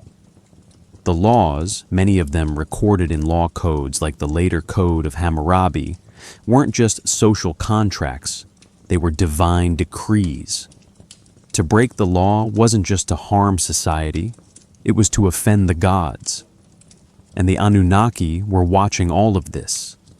They were the ultimate judges, the ones who decided fates, who could bless or curse, who controlled whether cities prospered or fell. Every decision a king made was theoretically made with the Anunnaki's approval, or at least with the hope of earning it. Every major building project started with rituals asking for divine blessing. Every war included prayers for victory and offerings to secure divine favor. Prayer itself was a technology, a way of communicating with the gods, asking for things, expressing gratitude, seeking forgiveness. We have hundreds of prayers preserved on tablets, ranging from personal petitions to elaborate temple hymns. Some are beautiful poetry, some are practical requests for specific help, some are almost like legal arguments, reminding gods of past service and asking for reciprocal favors. There's a genre called the righteous sufferer text, where someone complains about suffering despite having done everything right, having served the gods faithfully, having made offerings and followed the rules. Why do the gods allow this, these texts ask? It's the same question Job asks in the Hebrew Bible, which probably borrowed the genre from Mesopotamian originals. And the answer is usually some version of, "The gods' ways are mysterious. You can't understand their decisions. Keep having faith." This tells us something important. The Sumerians struggled with the same problem of evil that every religious system struggles with. If powerful gods control everything, why do good people suffer? Why do children die? Why do floods destroy cities that faithfully serve their gods? The theological answer involved accepting that human understanding was limited, that the Anunnaki's cosmic perspective was beyond mortal comprehension, that fate was complex and not always fair by human standards. But this system also provided comfort and structure. You weren't alone in the universe. Vast intelligence watched over you, even if that intelligence didn't always act the way you'd prefer. Your suffering had meaning. It was part of a larger pattern you couldn't see, but the gods understood. Your life mattered because the gods needed you. Civilization required your labor, and your offerings, you played a role in the cosmic order. And when you died, you went to the underworld, Kur, where the 7 Anunnaki judges sat in darkness. They would weigh your life, determine your fate in the afterlife. The Sumerian underworld wasn't exactly punishment. It was just a gloomy place where everyone went, a land of dust and darkness where people ate clay and dwelt in silence. But even there, the Anunnaki maintained order, ensuring the dead stayed dead, keeping the boundary between the worlds intact. This relationship, human and divine, intertwined in complex obligations and expectations. This was the foundation of everything. It explained the social structure. It justified the kings. It organized economic activity. It provided meaning for suffering. It gave hope that life would continue after death. It connected the individual to something vast and eternal. Without the Anunnaki, without this theology of powerful gods decreeing fates and demanding service, Sumerian civilization probably couldn't have functioned the way it did. The gods weren't just an add-on to society. They were the operating system, the software that made the complex machine of urban life run smoothly. And perhaps that's the most important thing to understand about the Anunnaki. Whether they were real divine beings, metaphors for natural forces, aliens from another planet, or purely human inventions, they fulfilled a crucial function. They made civilization possible. They gave people a framework for cooperation. They provided meaning in the face of chaos. They justified the sacrifices required for urban life to succeed. The Sumerians built something remarkable, and they built it on the foundation of their belief in the Anunnaki. The gods watching from above, decreeing fates, demanding service, but also providing order. It's a complex, sophisticated system, and it worked for over 1,000 years. But nothing lasts forever, even systems ordained by the gods. Changes were coming, forces that would transform Mesopotamia and leave the Sumerian city-states as memories, stories told in languages their founders wouldn't recognize. But before we get to that, there's more to explore about what the Sumerians discovered, what secrets they might have known, what mysteries still puzzle us today about this ancient civilization and its cosmic theology. So, we've looked at what mainstream scholarship says about the Anunnaki, that they're gods in the Sumerian pantheon, theological constructs that helped organize society and explain the world. But there's another interpretation that emerged in the 1970s and captured the imagination of millions of people worldwide. And if we're going to understand why the Anunnaki still fascinate us today, we need to look at this alternative view honestly and fairly. In 1976, a researcher named Zecharia Sitchin published a book called The 12th Planet. Sitchin had studied ancient languages and claimed he could read Sumerian cuneiform. His book presented a radical reinterpretation of Sumerian texts, arguing that the Anunnaki weren't gods at all but extraterrestrial beings from a planet called Nibiru that orbits our sun on a long elliptical path, coming close to Earth every 3,600 years. According to Sitchin's interpretation, the Anunnaki came to Earth about 450,000 years ago, searching for gold to repair their planet's deteriorating atmosphere. They established mining operations, first in Southeast Africa, using primitive humans as a labor force. But the work was brutal, and eventually the worker Anunnaki rebelled. So the Anunnaki scientists, led by Enki, decided to create a hybrid species by mixing their own DNA with that of Homo erectus, producing Homo sapiens, modern humans, specifically designed to be intelligent enough to mine gold, but subservient enough to follow orders. This interpretation reads Sumerian creation myths quite literally. When texts say the gods created humans from clay mixed with divine blood, Sitchin translates this as genetic engineering. When texts mention the Anunnaki coming down from heaven, he interprets heaven as outer space and the Anunnaki as astronauts. The ziggurats become launch platforms or communication towers. The Me, those divine powers we discussed, become advanced technology that looks like magic to primitive humans. Sitchin wrote multiple books expanding this theory, connecting the Anunnaki to everything from the Egyptian pyramids to the Nazca lines to ancient nuclear warfare in India.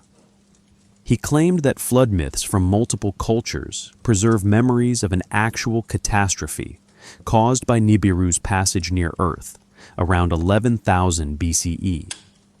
He suggested the Anunnaki might return when Nibiru's orbit brings them back to our vicinity, possibly in the near future. The appeal of this interpretation is obvious. It provides clear, concrete answers to mysteries that traditional archaeology struggles with. How did ancient people build massive stone structures without modern technology? The Anunnaki helped them, or provided the knowledge. Why are there similar myths in cultures that supposedly had no contact? Because they are all describing the same actual events, visits from the Anunnaki. Why did civilization seem to appear suddenly in Sumer? Because the Anunnaki jump-started it, giving humans agriculture, writing, mathematics, astronomy all at once. It's a compelling narrative, and millions of people find it more satisfying than the mainstream view that civilization developed slowly through human trial and error over thousands of years. There's something appealing about the idea that we're not alone, that advanced beings took an interest in us, that ancient texts preserve real history rather than just mythology. But here's where we need to be honest about the evidence. Mainstream scholars, people who've devoted their careers to studying ancient Mesopotamia, who can read Sumerian and Akkadian fluently, almost universally reject Sitchin's interpretations. They say he mistranslated texts, sometimes drastically, taking words out of context or giving them meanings they simply don't have in the original language.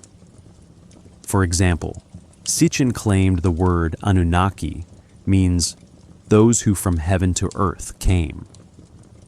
But the actual Sumerian etymology, as we discussed earlier, is more like princely offspring or those of royal blood. The word doesn't contain any reference to coming from anywhere. It's about lineage, about being descendants of the sky god An. Sitchin claimed there were texts describing the Anunnaki mining gold, but when scholars search the electronic text corpus of Sumerian literature, a database of all known Sumerian texts in translation, there's no mention of gods mining gold. The texts talk about gold as a precious material used in temples and for jewelry, but not about mining operations or the Anunnaki needing it for technological purposes. The planet Nibiru does appear in Babylonian astronomical texts, but not as a planet with inhabitants. It's mentioned as either a star, possibly Polaris, or a reference point where the sun crosses the celestial equator. It's described as something visible every year, not something on a 3,600-year orbit.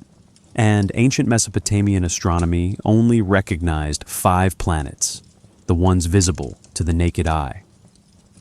There's no record of a 10th or 12th planet in their cosmology. Dr. Michael Heiser, a scholar who could read multiple ancient languages, including Sumerian and Akkadian, spent years challenging ancient astronaut theorists to produce even one line from one authentic text that supported their claims. "Show me where it says the Anunnaki live on another planet," he'd say. "Show me where it mentions genetic engineering or gold mining or space travel." He offered to verify any translation anyone could provide. No one ever did, because those lines don't exist in the actual texts. But this creates an interesting situation. We have ancient texts that clearly meant something important to the people who wrote them. We have one group of scholars who read them as mythology and theology, and we have another group who read them as historical accounts of extraterrestrial contact, even though that reading requires changing what the words actually mean. Perhaps the truth is somewhere in the middle, not in the sense that the Anunnaki were half god, half alien, but in the sense that both interpretations are trying to explain something real. The mainstream view explains the texts themselves, their language, their context, their function in Sumerian society. The alternative view explains why these texts still fascinate us, why we're drawn to the idea of beings more advanced than ourselves, why we want ancient wisdom to contain secrets that could transform our understanding of human origins. And maybe that's what's really hidden here. Not ancient technology or visits from space, but the human need to connect with something greater, to believe we're part of a larger cosmic story, to find meaning in texts that have survived for 5,000 years. The Anunnaki, whether gods or aliens or metaphors, fulfill that need. They give us a narrative of contact with higher intelligence, of knowledge passed down from the distant past, of mysteries that mainstream science hasn't fully solved. The question isn't really whether the Anunnaki were extraterrestrials. The question is, why do we want them to be? What does it say about us that millions of people prefer the ancient astronaut interpretation, even when scholars say it's based on mistranslations? What hunger are we trying to feed with these alternative readings of ancient texts? Perhaps we're uncomfortable with the idea that our ancestors figured everything out themselves, slowly, painfully, through trial and error. Perhaps we want to believe someone helped us, that we had teachers from the stars. Or perhaps we're looking for evidence that we're not alone in the universe, that intelligence exists elsewhere, that contact has happened before and might happen again. The silence of the cosmos weighs on us. We've been broadcasting radio signals for a century and heard nothing back. We've found thousands of exoplanets and no clear signs of life on any of them. We've wondered, as humans have always wondered, whether we're the only ones asking questions in this vast darkness. And the Anunnaki offer an answer: yes, others exist, and they've been here, and maybe they'll come back. But the texts themselves remain. Clay tablets covered in wedge-shaped marks, telling stories about gods who created humans, who gave us civilization, who watched over us and judged us, and sometimes saved us from destruction. Whether you read those stories as theology or history or garbled accounts of ancient contact, they're still there, still speaking after 5,000 years, still asking us to decide what we believe about where we came from and whether we're alone. The interpretations diverge, but the fascination remains. And in that fascination, in that hunger for connection with something ancient and mysterious, Maybe that's where the real mystery lies. Let's get specific now about what the Sumerian and Akkadian texts actually say, not what anyone claims they say, but what's there in the original cuneiform when you translate it carefully, in context, using established scholarship rather than creative interpretation. We've got thousands of tablets mentioning the Anunnaki, and while they're not entirely consistent, certain patterns appear again and again. The Anunnaki are gods, offspring of An and Ki, heaven and earth. They're powerful, they decree fates, they judge humanity. They're sometimes in heaven, sometimes on earth, sometimes in the underworld. They're served by lesser gods, called the Igigi, and they're deeply involved in the creation and governance of human civilization. Take the Atrahasis epic, one of the most complete accounts we have of creation and the flood. This Akkadian text dates to around 1800 BCE, but preserves much older Sumerian material. It describes how the Igigi gods were doing all the hard work of digging irrigation canals, and after 3,600 years of this labor, they rebelled. The text is explicit. They burned their tools. They surrounded Enlil's temple. They refused to work anymore. So, the gods hold a council to decide what to do. They can't force the Igigi back to work because there are too many of them and they're too angry. Someone suggests creating a substitute, a worker who can take over the hard labor. And the goddess Mami, also called Ninhursag, agrees to do this. She takes clay, mixes it with the blood of a slain god, and creates humans, 7 male and 7 female pairs. These humans will do the work the Igigi refused. They'll dig the canals, grow the food, maintain the temples. Now, you can read this as genetic engineering if you want to interpret blood as DNA and clay as base biological material. But that requires adding concepts that simply aren't in the text. The original describes divine substance mixed with earth to create something new, which is poetic, symbolic language common in ancient creation myths worldwide. The blood isn't described as carrying genetic information. It's described as containing the intelligence and life force of the gods. The clay isn't organic material. It's literally clay from the rivers, the stuff everything in Mesopotamia is made from. What the text is actually doing is explaining why humans have to work so hard. We're created specifically to labor, to serve the gods by growing food and maintaining civilization. It's theology that reflects social reality, the back-breaking agricultural work required to survive in Mesopotamia, recast as cosmic purpose. It's not describing a laboratory or genetic manipulation. It's describing divine crafting, like a potter shaping a vessel. The flood story in this same epic is equally revealing. Humans multiply and spread across the earth, but they become too noisy. The text literally says the noise keeps the gods awake. They can't rest because of all the human commotion. So, Enlil decides to wipe them out with a flood. But Enki, the god of wisdom who helped create humans, warns one man, Atrahasis, and tells him to build a boat, load it with animals and his family, and survive the deluge. The flood comes, lasts 7 days and 7 nights, destroys everything. And here's the interesting part. The gods immediately regret it. They huddle together terrified by what they've done. They realize they need humans. Without humans, there's no one to grow food and make offerings. The goddess Ishtar weeps, saying she shouldn't have agreed to this destruction.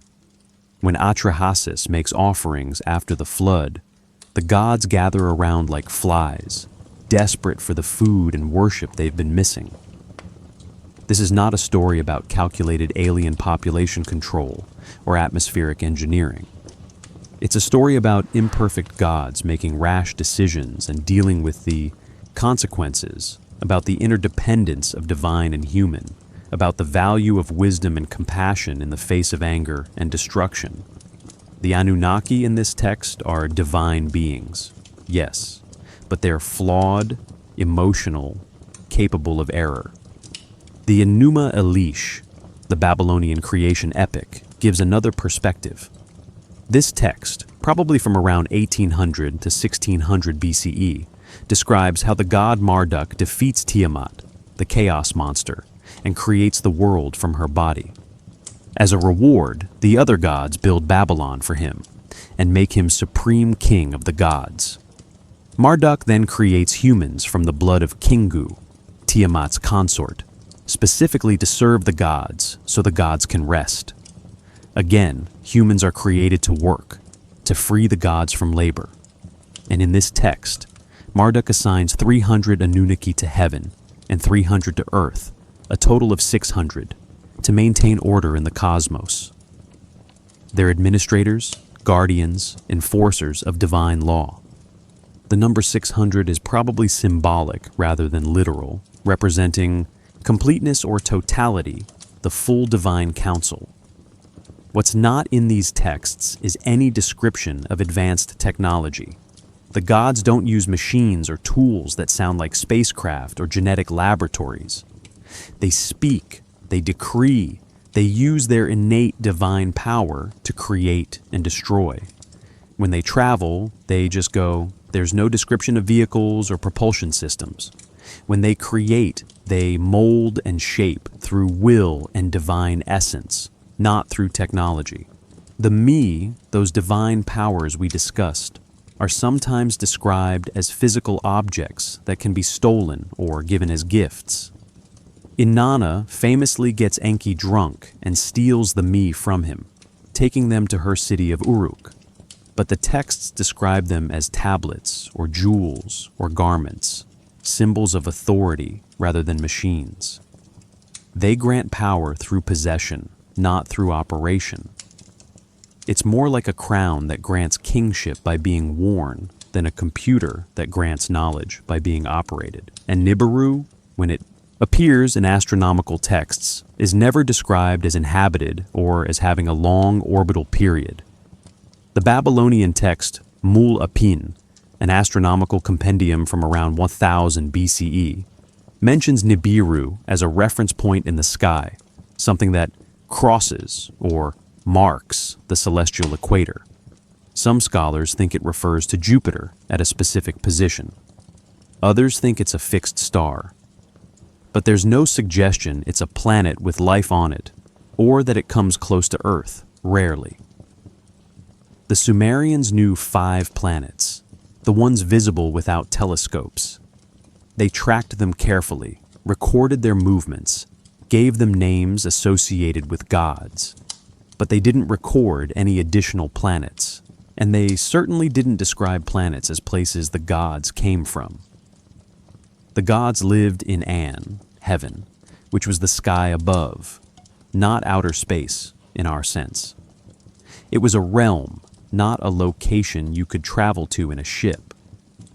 Dr. Heiser used to challenge people to search the electronic text corpus of Sumerian literature themselves to see what comes up when you search for Anunnaki and read the actual context where the word appears. You find gods judging humans, gods decreeing fates, gods receiving worship, gods fighting each other, gods interacting with kings. You don't find descriptions of mining operations, genetic laboratories, or space travel. Those concepts were added later, by modern interpreters reading their own ideas into ancient texts. But here's what you do find that's genuinely interesting. The texts show a sophisticated theology, a complex understanding of divine human relationships, a worldview where multiple forces compete for power and influence. The Anunnaki aren't simple or one-dimensional. They're as complex as human society, with hierarchies and factions and competing interests. And perhaps that's the real hidden knowledge in these texts. Not secrets about ancient astronauts, but insights into how humans create meaning, how we project our social structures onto the cosmos, how we use stories about gods to explain and justify the world we live in. The Anunnaki are mirrors, reflecting back Sumerian society, its power dynamics, its anxieties, its hopes. The texts describe a world where powerful beings control human fate, where knowledge comes from above, where some people have divine favor and others don't, where disaster can strike suddenly and survivors are chosen by forces beyond human control. And isn't that just describing life? The randomness of who survives floods and who doesn't, who has resources and who starves, who has power and who must serve. The Anunnaki give shape to forces that are real, even if the gods themselves are human creation. What's hidden in the texts isn't alien technology. It's something more profound, the human capacity to create meaning in the face of chaos, to build systems of understanding that help us survive and cooperate, to imagine forces greater than ourselves and use those imaginings to organize civilization. That's the real power of the Anunnaki. Not that they gave us knowledge from the stars, but that we created them to explain knowledge we generated ourselves, slowly, painfully, over thousands of years. The texts speak clearly if we listen without trying to make them say what we want them to say. And what they say is fascinating enough without embellishment. They show us humans 5,000 years ago wrestling with existence, creating gods who feel very human emotions, using those gods to build something unprecedented, urban civilization itself. So let's talk about what seems advanced or mysterious about Sumerian civilization, because there are genuine puzzles here, things that make you wonder how they figured certain things out. But as we'll see, wondering how doesn't require assuming impossible explanations. The mathematical sophistication of the Sumerians is genuinely impressive. They developed a base 60 number system that's actually more elegant in some ways than our base 10 system. 60 divides evenly by more numbers, which makes calculations easier, especially fractions. They could handle complex calculations involving areas, volumes, interest on loans, distribution of rations to workers. They had multiplication tables, division techniques, even early algebra. We have tablets that show advanced mathematical problems, things like calculating the volume of a truncated pyramid or working out square roots. Some scholars have suggested the Sumerians understood the Pythagorean theorem over 1,000 years before Pythagoras.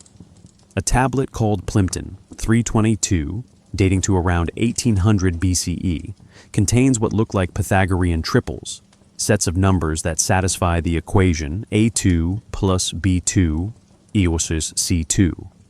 This is sophisticated mathematics. But here's the thing. It's sophisticated for 2000 BCE, but it's not beyond what smart humans could figure out through observation and experimentation. Mathematics develops when you need it, and the Sumerians needed it for practical reasons. How much grain fits in this storage room? How much land can this amount of water irrigate? How many workers does it take to dig a canal of this length? Answer enough practical questions and mathematical patterns emerge. It doesn't require outside help, just patient observation and clever thinking. Their astronomical knowledge is similarly impressive, but similarly explainable. They tracked planetary movements with remarkable precision. They knew the length of the lunar month to within seconds. They could predict certain eclipses. They recognized that the morning star and evening star were the same object, Venus. They identified constellations and tracked the precession of the equinoxes, the slow wobble in Earth's axis that shifts which stars are visible at which times over thousands of years. Some people point to this astronomical knowledge as evidence the Sumerians had help from advanced beings. How could they know about planetary orbits without modern instruments? But the answer is patience. Watch the sky every night for decades, for centuries, for thousands of years. Record what you see. Patterns emerge. You don't need to understand why planets move to track where they move. You don't need telescopes to see the 5 bright planets visible to the naked eye and note their positions relative to the fixed stars.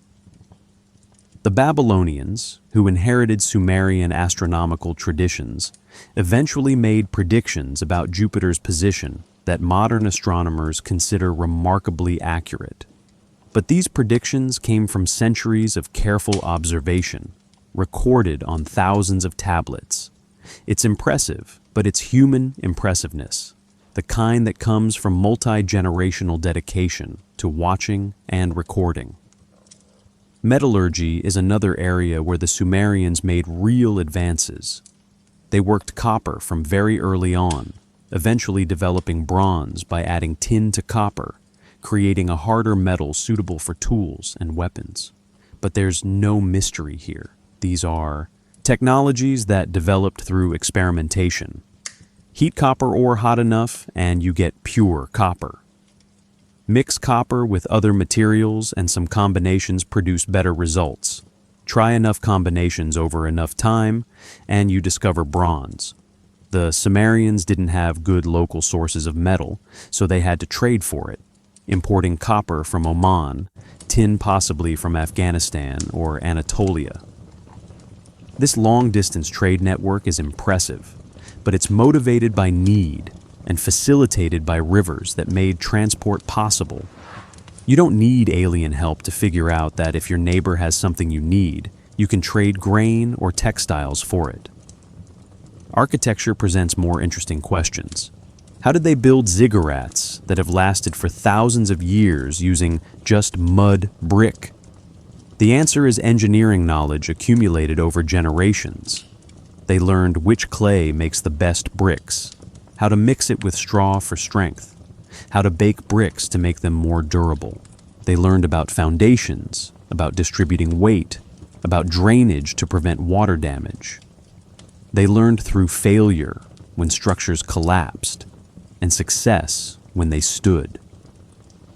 The ziggurat cores are solid, massive amounts of mud brick creating a stable base. The outer surfaces were often covered with baked brick, which is more weather-resistant than sun-dried brick. They built drainage channels to divert rain. They designed terraces that distributed weight. All of this is visible in the ruins. You can see the construction techniques if you look. Could they have done it better with modern technology? Of course. Would it have been easier with power tools and cranes and steel reinforcement? Obviously. But they didn't need any of that. They just needed patience, planning, thousands of workers, and accumulated engineering knowledge. The pyramids of Egypt were built with similar techniques around the same time, and we can see how by examining quarries, ramps, tool marks on stones. The technology is human scale, impressive but not impossible. Perhaps the most genuinely mysterious aspect of Sumerian technology is medical. We have tablets describing surgical procedures, the removal of cataracts, treatment of wounds, setting of bones. Some of these procedures wouldn't be out of place in a medieval hospital. But we also have tablets describing treatments that are clearly magical, incantations against demons, rituals to drive out illness spirits. The Sumerians mixed what works with what doesn't, like most pre-scientific cultures. They had an extensive pharmacopoeia, hundreds of plants and minerals used medicinally. Some of them actually have therapeutic value, willow bark for pain, which contains salicylic acid, the active ingredient in aspirin, honey as an antimicrobial for wounds, mineral salts for various purposes. But they also used things that don't work, amulets, spells, prayers. They were experimenting, keeping what seemed effective, building a body of medical knowledge through trial and error. The silence of time has swallowed much of what they knew. We have maybe 5% of Sumerian literature. The rest is lost, tablets broken and scattered, knowledge forgotten when Sumerian ceased to be spoken. Who knows what else they figured out that wasn't written down or wasn't preserved? Oral traditions of craft knowledge, apprenticeship learning that passed from master to student without ever being recorded. But this raises an interesting question. If the Anunnaki gave the Sumerians advanced technology, why is there no evidence of it in the archaeological record? Why don't we find materials that shouldn't exist in 3000 BCE? Advanced alloys, precision machinery, anything that can't be explained by the technology we know they had. Why is everything they built explainable through human ingenuity and human-scale tools? The ancient astronaut explanation requires us to believe the Anunnaki gave knowledge, but not tools, taught techniques, but left no physical evidence, provided information about mathematics and astronomy, but nothing that would survive in the archaeological record. It requires assuming a kind of contact that leaves no trace except in texts that can be interpreted multiple ways. Perhaps the real mystery isn't how the Sumerians achieved what they did, but why we're so reluctant to credit them with figuring it out themselves. Why does human ingenuity seem insufficient to explain human achievements? Why do we need outside help to account for what our ancestors accomplished? Maybe it's because we've lost touch with patience. We're used to rapid progress, to technology advancing every few years, to problems being solved quickly, or not at all. The idea of spending 1,000 years perfecting irrigation, of generations of sky watchers slowly mapping celestial movements, of centuries of metallurgical experimentation leading gradually to bronze, this kind of slow accumulation of knowledge feels impossible to us. But it's how most human progress has actually worked. Not dramatic breakthroughs, but gradual refinement. Not gifts from above, but hard-won knowledge earned through failure and persistence. The Sumerians had something we often lack: time and patience, and a willingness to build on what previous generations learned. The technologies of mystery aren't mysterious because they required impossible knowledge.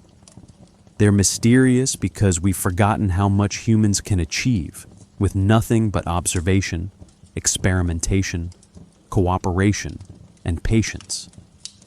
The Anunnaki didn't need to give the Sumerians knowledge because the Sumerians were perfectly capable of generating it themselves, slowly, over thousands of years, building civilization brick by brick, tablet by tablet, observation by observation. What's hidden here isn't ancient aliens.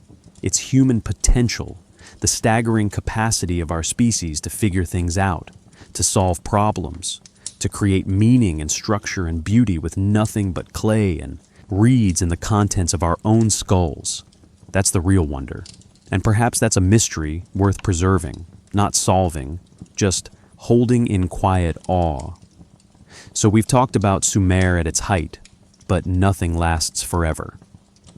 By 2334 BCE, the Sumerian city-states fell to Sargon of Akkad, who created the first empire in Mesopotamia.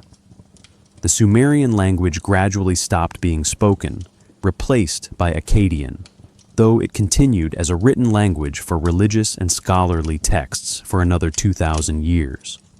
The culture transformed, absorbed into larger empires, until by 1750 BCE, Sumer as a distinct civilization had essentially ceased to exist. The question is why?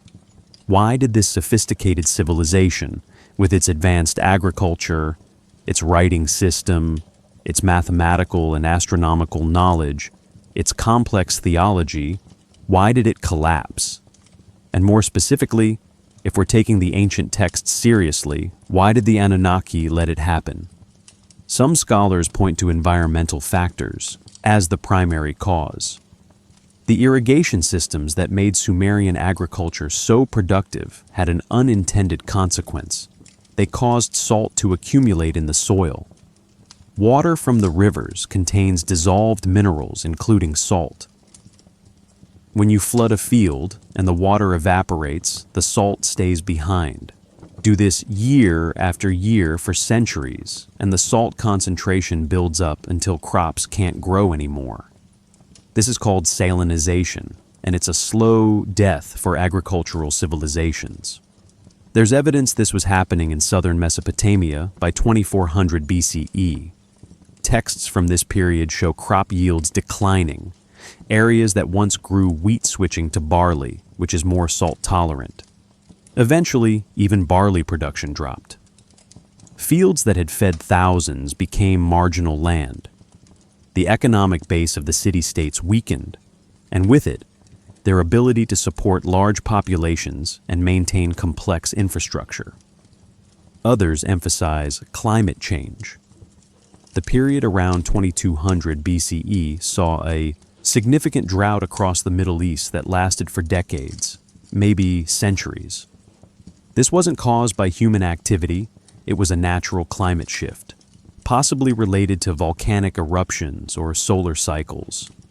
Rain became scarce, rivers ran lower, the agricultural systems that depended on predictable flooding became unreliable. Cities that couldn't feed their populations shrank or were abandoned.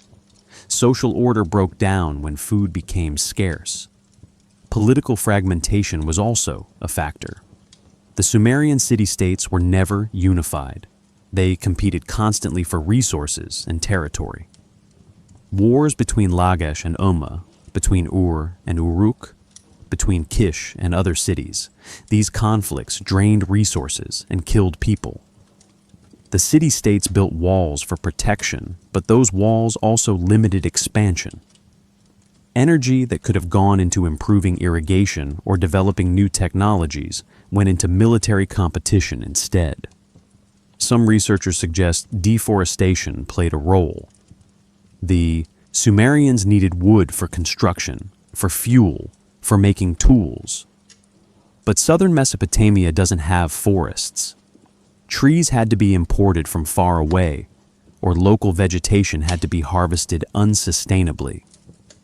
Over time, the available timber decreased, making construction harder, reducing fuel for kilns and metalworking. Small changes compound over centuries into major resource constraints. And then there's the conquest factor.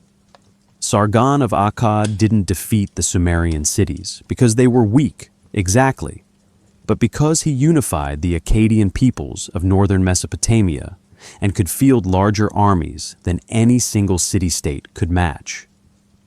He conquered Ur, Uruk, Lagash, Nippur, one by one. The Sumerian kings couldn't cooperate well enough to present a unified defense. After Sargon, political power shifted north. Akkadian became the dominant language, and Sumerian culture began its long transformation into something else.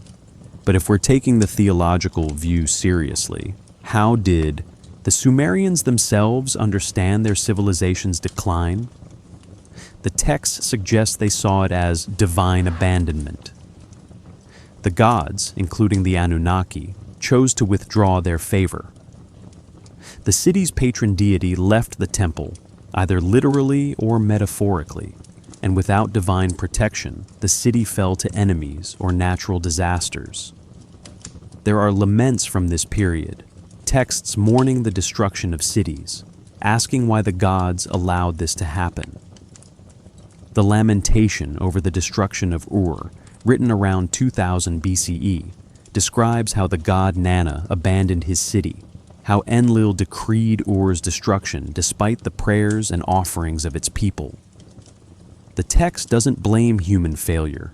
It blames divine will. The Anunnaki decreed this fate, and it couldn't be changed. This theological understanding served a purpose. It explained catastrophe without requiring people to admit their own mistakes. If the gods decree destruction, it's not because we over-irrigated our fields or fought too many wars or cut down too many trees. It's cosmic will, inscrutable divine decision. It preserves meaning in the face of collapse. Your suffering isn't random. It's part of a larger pattern the gods understand, even if you don't. But perhaps there's a way to reconcile these views. Maybe the environmental and political factors were the mechanism of collapse, while the theological explanation describes how people experienced and understood those mechanisms.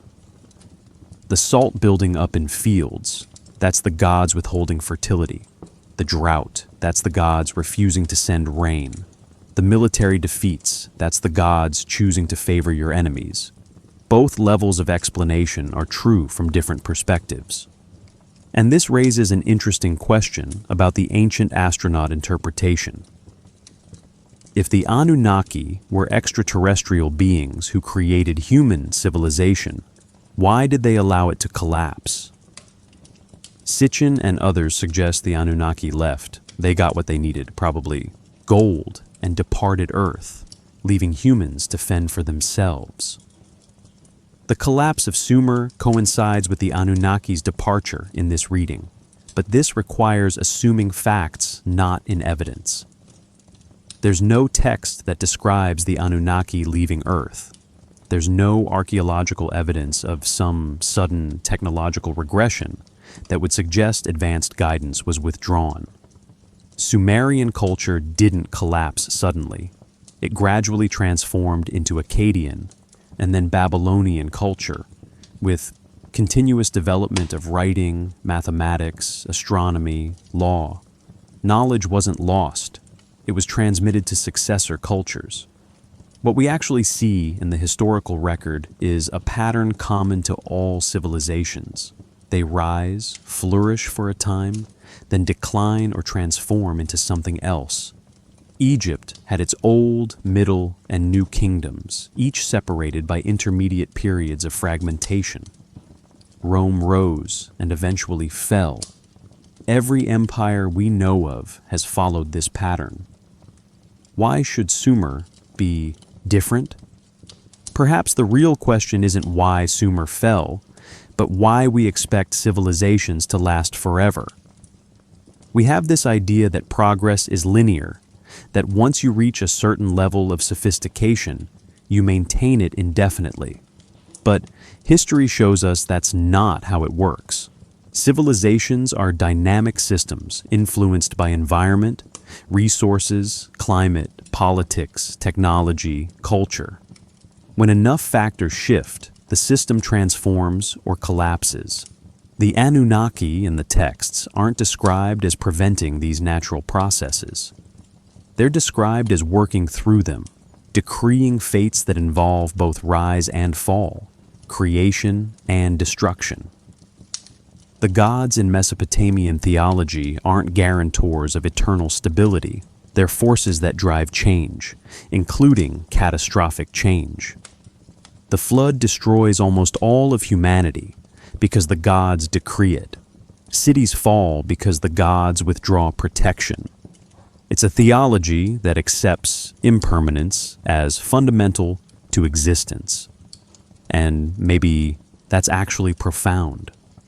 Maybe the Sumerians understood something we've forgotten, that nothing lasts, that all human creations are temporary, that the forces that build civilizations also tear them down eventually. The Anunnaki decreeing fates that include destruction isn't cruelty, it's recognition of reality. Everything changes, everything ends, and we build meaning not by denying this, but by accepting it.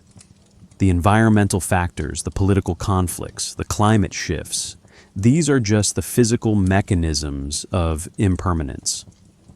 The Anunnaki are the theological framework for understanding those mechanisms. Both are describing the same reality. Civilizations rise and fall according to patterns we can partly understand and partly can't, influenced by human choices and also by forces beyond human control.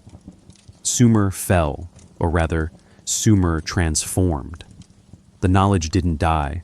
It passed to the Akkadians, then the Babylonians, then the Assyrians, then into Hebrew and Greek thought, then into our own civilization. The tablets survived, buried in ruins, waiting patiently to speak again. And what they speak of is continuity as well as change. Knowledge preserved even as cultures transform. Human questions persisting, even as the civilizations asking them rise and fall. Perhaps that's what the Anunnaki really represent. Not beings who created civilization, but the forces that shape it. The patterns of rise and fall that all human societies follow. The cosmic rhythms we can observe, but not control. Whether you call them gods, or natural processes, or ancient astronauts, the pattern is the same. Civilization emerges, flourishes, and eventually transforms into something new. After everything we've explored, after looking at the texts and the archaeology and the competing interpretations, we're left with questions. Not mysteries in the sense of unsolved puzzles that just need more data, but genuine questions where reasonable people can look at the same evidence and come to different conclusions. And maybe that's exactly as it should be. The first question is about origins. Where did Sumerian civilization come from so suddenly? Around 3500 BCE, southern Mesopotamia seems relatively undeveloped. By 3000 BCE, you've got massive cities, writing, complex administration, sophisticated technology. That's a lot of progress in just 500 years. Some scholars say it's not actually sudden, that we're missing evidence from the Ubaid and early Uruk periods, that development was more gradual than it appears. Others point to this as evidence that something unusual happened, some catalyst that accelerated development. The mainstream explanation is that the Uruk period saw multiple innovations converge. Irrigation technology, metallurgy, trade networks, writing, all developing roughly simultaneously and reinforcing each other in a positive feedback loop. Once you have writing, you can record knowledge more reliably, which accelerates technological development. Once you have irrigation, you can support larger populations, which enables specialization. Once you have cities, you need administration, which drives the development of mathematics and law. But the alternative interpretation says this: convergence is suspiciously convenient, that it looks more like outside intervention than independent development. If advanced beings wanted to jumpstart human civilization, this is what it would look like. Multiple technologies appearing together, knowledge that seems to come fully formed rather than developing gradually. The Sumerians themselves said civilization was given by the gods, and maybe they were describing something real. We may never know for certain. The archaeological record from the crucial period, 4000–3000 BCE, is incomplete. Many sites from this era haven't been excavated. Some have been destroyed by later construction. Others are inaccessible due to modern conflicts. We're working with fragments, making educated guesses, trying to reconstruct 5,000 years of development from scattered evidence. The second question is about knowledge transmission. Why do so many ancient cultures have similar myths?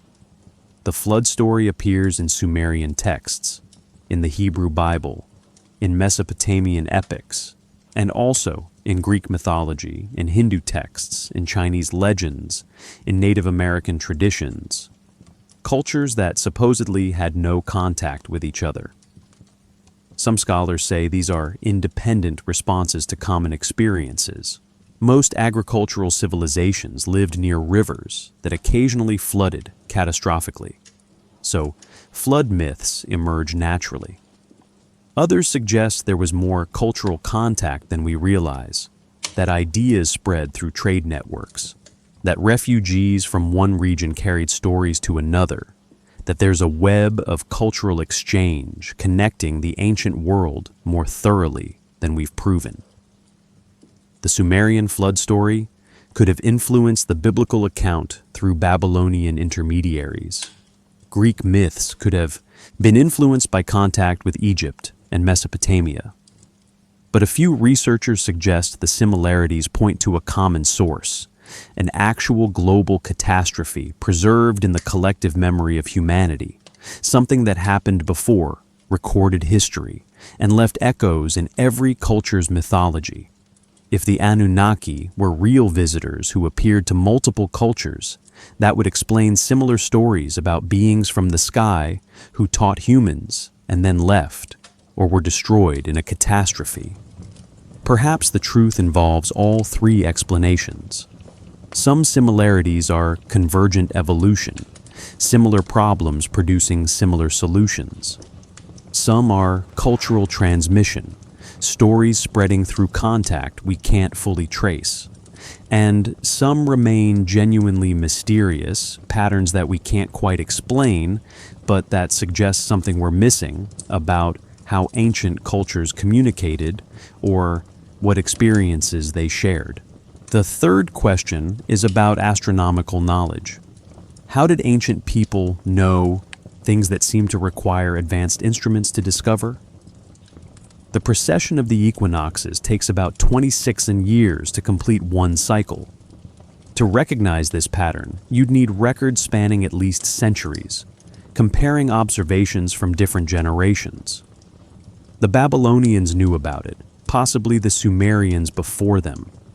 Some ancient structures seem to be aligned not just to current celestial positions, but to positions from thousands of years earlier, suggesting knowledge of precession.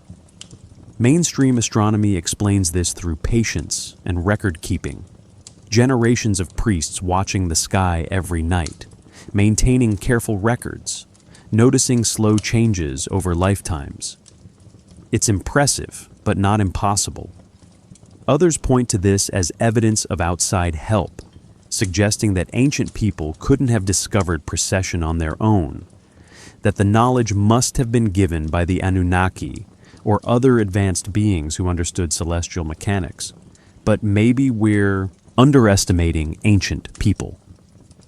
If your survival depends on accurate calendars, if religious authority requires correct prediction of astronomical events, if your entire culture values sky watching as communication with the divine, then devoting enormous resources to observational astronomy makes sense.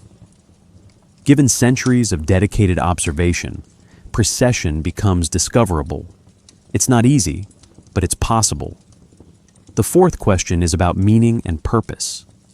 If the Anunnaki were just gods, theological constructs the Sumerians created to explain their world, why do these stories still resonate 5,000 years later? Why do millions of people find ancient astronaut theories compelling despite scholarly rejection? Why are we so drawn to the idea of beings from the sky who created us and might return? Some say it's because we're lonely. We've discovered the scale of the universe. Billions of galaxies stretching across incomprehensible distances, and we've found no evidence of other intelligent life. The silence is oppressive. Ancient astronaut theories offer hope that we're not alone, that contact has happened before, that maybe it will happen again. The Anunnaki become a way of dealing with cosmic loneliness. Others suggest it's about meaning.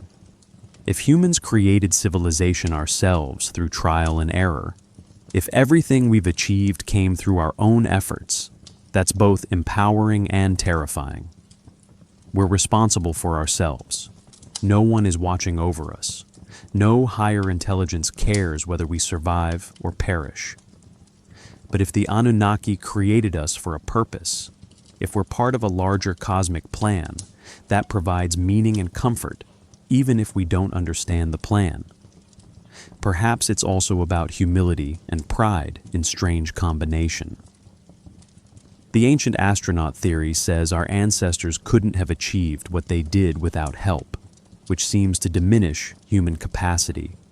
But it also says we're important enough that advanced beings took an interest in us, that we were worth creating and teaching, that we matter in the cosmic scheme. It's simultaneously belittling and elevating. The fifth question is about proof and belief. What would it take to prove either interpretation definitively? For the mainstream view, we'd need complete archaeological records showing gradual technological development with no gaps, evidence of independent invention of agriculture and writing and mathematics, texts that clearly describe the Anunnaki as metaphorical rather than literal. We have most of this, but gaps remain, and gaps can be filled with speculation. For the ancient astronaut view, we'd need physical evidence that can't be explained by ancient human technology, advanced materials that shouldn't exist in 3000 BCE, precise descriptions of astronomical knowledge impossible to gain through observation alone, texts that unambiguously describe space travel or genetic engineering using terminology that makes sense in that context. These pieces of evidence don't exist, or they're interpreted differently by different observers. Maybe what we're seeing is a pattern fundamental to human cognition. We look at mysteries, and some of us default to natural explanations, while others default to extraordinary ones. Neither approach is wrong exactly, they're just different ways of weighing evidence and assessing probability. The debate isn't really about ancient Sumer, it's about how we decide what's real, what counts as evidence, how much we're willing to stretch explanations to accommodate mystery. And perhaps the questions themselves are more valuable than any answers we might find. The mystery of the Anunnaki keeps us engaged with ancient history, keeps us reading texts from 5,000 years ago, keeps us wondering about human origins and cosmic possibilities.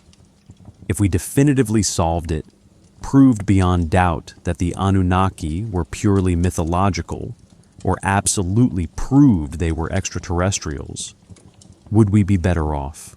Or would we lose something precious, that sense of wonder, that engagement with deep time, that conversation with the ancient past? The questions remain. The tablets speak, but they don't explain everything. The ruins stand, but they don't reveal all their secrets. And maybe that's perfect. Maybe we need mysteries that resist solution, stories that remain ambiguous, evidence that supports multiple interpretations.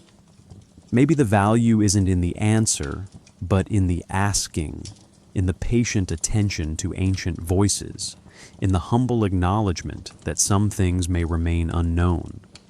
The Anunnaki wait in those questions, neither proven nor disproven, neither entirely mythological nor entirely historical. They exist in the space between certainty and doubt, between ancient testimony and modern skepticism, between what we can prove and what we can imagine. And in that space, we're free to wonder. The Sumerian language stopped being spoken sometime between 2100 and 1700 BCE. After the Akkadian conquest, after successive waves of Amorites and Kassites and other peoples moved through Mesopotamia, Sumerian gradually ceased to be anyone's native tongue. But it didn't die completely. For another 2,000 years, it remained the language of scholarship and religion, like Latin in medieval Europe, studied by priests and scribes who copied ancient texts, who preserved stories that were already ancient when they were first written down.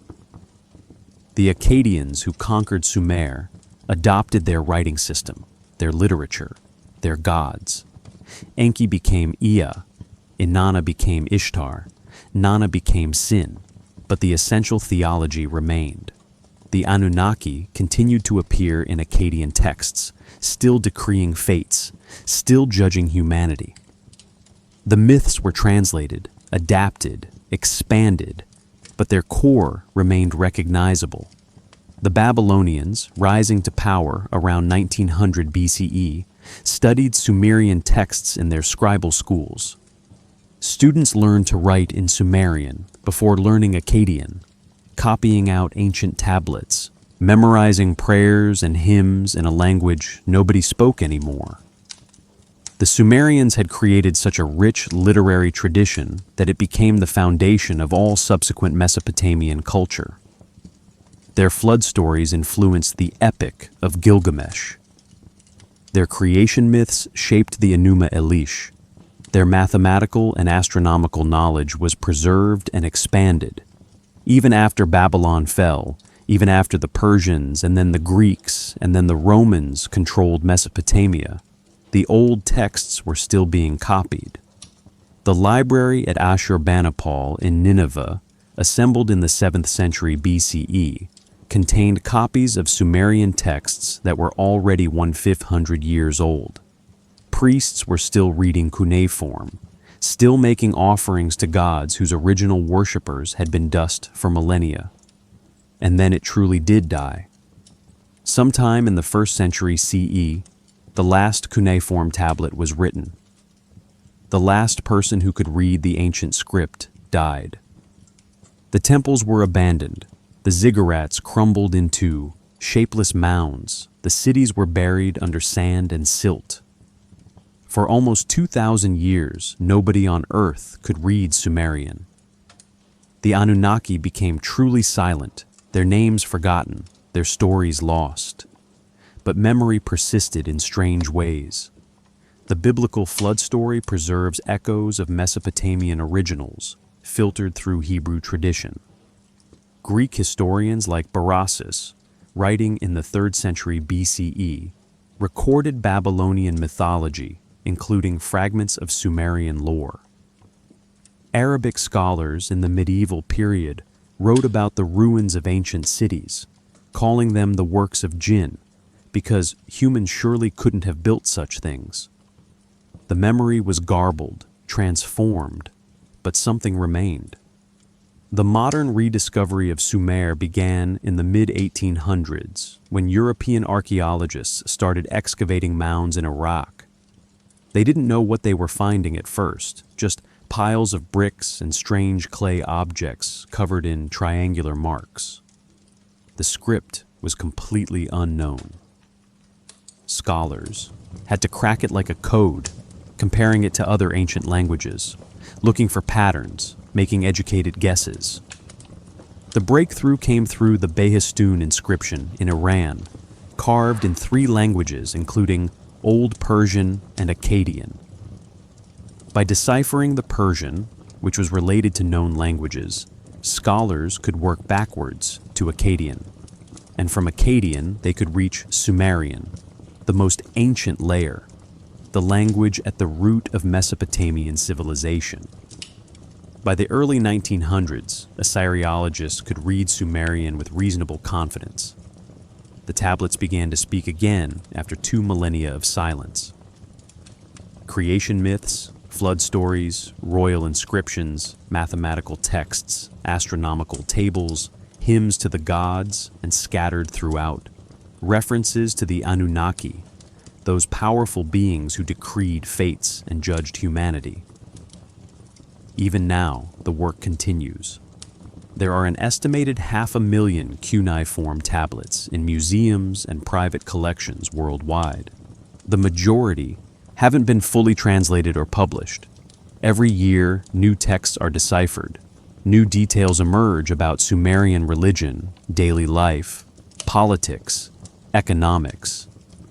The electronic text corpus of Sumerian literature, an online database, makes thousands of texts accessible to anyone with internet access. You can read Sumerian literature yourself, see what the tablets actually say about the Anunnaki. Still today, archaeologists are excavating Sumerian sites, though work is difficult due to conflicts and political instability in Iraq. Sites like Ur, Uruk, Nippur, these places are still yielding discoveries. Every excavation reveals new tablets, new artifacts, new pieces of the puzzle. Our understanding of Sumer continues to evolve as more evidence comes to light, and the influence persists in unexpected ways. Our 60-minute hour and 60-second minute, those come from Sumerian base 60 mathematics. The 360-degree circle, that's Sumerian too. Our week of 7 days reflects the 7 classical planets known to the ancients, including the Mesopotamian identification of planets with specific gods.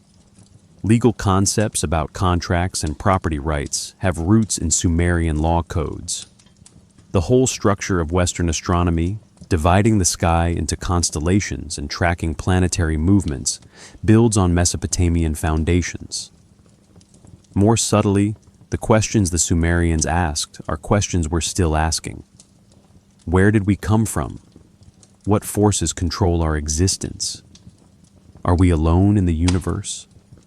What happens after death? Is there meaning to suffering? Their answers involved the Anunnaki, divine beings who created humans for a purpose, who watched and judged and occasionally intervened. Our answers use different vocabulary, evolution, and cosmology and physics, but the fundamental uncertainty remains. We still don't know why we're here, what it all means, whether intelligence exists elsewhere in the cosmos. The debate about the Anunnaki, whether they were gods or aliens or metaphors, that's really a debate about how we understand ourselves. Are we self-created, the product of natural processes and our own efforts? Or did something help us, guide us, give us knowledge we couldn't have gained alone? The Sumerians believed the gods gave them civilization. We tell ourselves we developed it through our own ingenuity. But maybe both stories are about the same mystery, the inexplicable emergence of complex culture from simple beginnings, the puzzle of how we became what we are. The legacy of Sumer isn't just in the tablets and ruins, it's in us, in the questions we still ask, in the stories we still tell, in our endless fascination with origins and meaning. When we wonder about ancient astronauts, we're continuing a conversation the Sumerians started when they wondered about the Anunnaki. When we search for exoplanets and listen for signals from space, we're asking the same question they asked when they watched the stars and wondered if divine beings lived up there. The cycles continue. Civilizations rise, flourish, transform, their knowledge passing to successors who build on what came before. The Sumerians gave way to Akkadians, who gave way to Babylonians, who gave way to Persians, Greeks, Romans, Arabs, and eventually to the modern world. Each transformation seemed like an ending, but was really a continuation. The knowledge survives, changed, but recognizable, transmitted across the millennia. And you listening tonight, you're part of that continuity. The questions that kept a Sumerian scribe awake 5,000 years ago are the questions keeping you awake now. The stars they watched are the same stars outside your window. The mystery that drew them to build ziggurats and write tablets is the same mystery that draws you to explore ancient history in the deep hours of the night. The Anunnaki haven't left. They're still here in our questions, our fascination, our need to believe we're part of something larger than ourselves. Whether they were ever real in any physical sense doesn't really matter. They're real in the way all-powerful stories are real, shaping how we think, giving form to mystery, connecting us across time to people who looked up at the same darkness and wondered. The legacy continues in you, in your curiosity, in your willingness to explore these ancient puzzles. The story the Sumerians began hasn't ended. It's still being told, still being discovered, still asking us to wonder about where we came from and whether we're alone and what forces, if any, guide our existence through this vast, mysterious cosmos. The night outside your window is the same night that covered Sumer 5,000 years ago. The stars have barely moved. The moon follows the same path. The darkness holds the same mysteries. Everything has changed, and nothing has changed. Right now, in southern Iraq, the wind is moving over ruins that were old when Rome was young. The mounds that once were cities sit silent under the desert sky. Some have been excavated, revealing ziggurats and tablets and traces of ancient lives. Others wait undisturbed, holding their secrets beneath the sand. The Tigris and Euphrates still flow, carrying silt toward the Persian Gulf, building land the way they've built it for millions of years. The rivers don't remember the civilizations they sustained. They just flow, patient and indifferent, doing what water does. The tablets rest in museums, in storage rooms with controlled humidity and temperature, protected from the light. Clay that was soft when scribes pressed wedge shapes into it, that dried in the Mesopotamian sun, that was buried and forgotten and rediscovered and translated. The words are still there, waiting to be read, speaking when someone takes the time to listen. The Anunnaki are named in those tablets, described, invoked, questioned. Whether gods or aliens or metaphors, they exist as firmly as anything exists, in the realm of story and symbol and human meaning-making. We've traveled a long way tonight, back before writing, before cities, to the flatland between two rivers where people first learned to stay in one place, to plant seeds, to organize into something recognizable as civilization. We've watched Sumer rise and flourish, creating writing and mathematics and astronomy and law and literature. We've looked at the Anunnaki from multiple angles, as gods in Sumerian theology, as possible extraterrestrial visitors in alternative interpretations, as symbols of forces larger than human understanding. And we're left with mystery, which is exactly where we should be. Not all questions have answers. Not all mysteries are meant to be solved. The Anunnaki remain ambiguous, their nature uncertain, open to interpretation. Maybe they were divine beings who created humanity and watched over civilization. Maybe they were metaphors for natural forces and cosmic patterns. Maybe they were something else entirely, something we can't quite imagine from our limited perspective. What matters is that the question persists. 5,000 years after Sumerian scribes first pressed their names into clay, we're still wondering about the Anunnaki, still trying to understand what those ancient texts describe, still asking whether we're alone in this vast universe.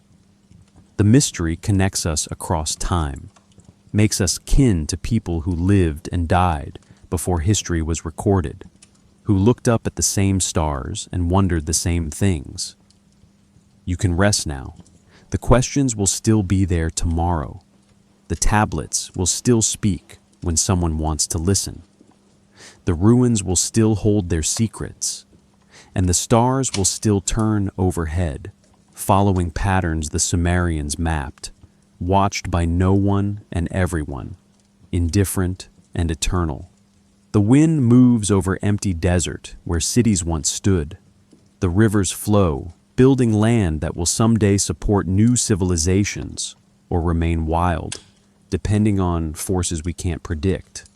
And somewhere in the darkness, the memory of the Anunnaki waits, neither confirmed nor denied, neither proven real nor proven false, just there in the silence between what we know and what we wonder.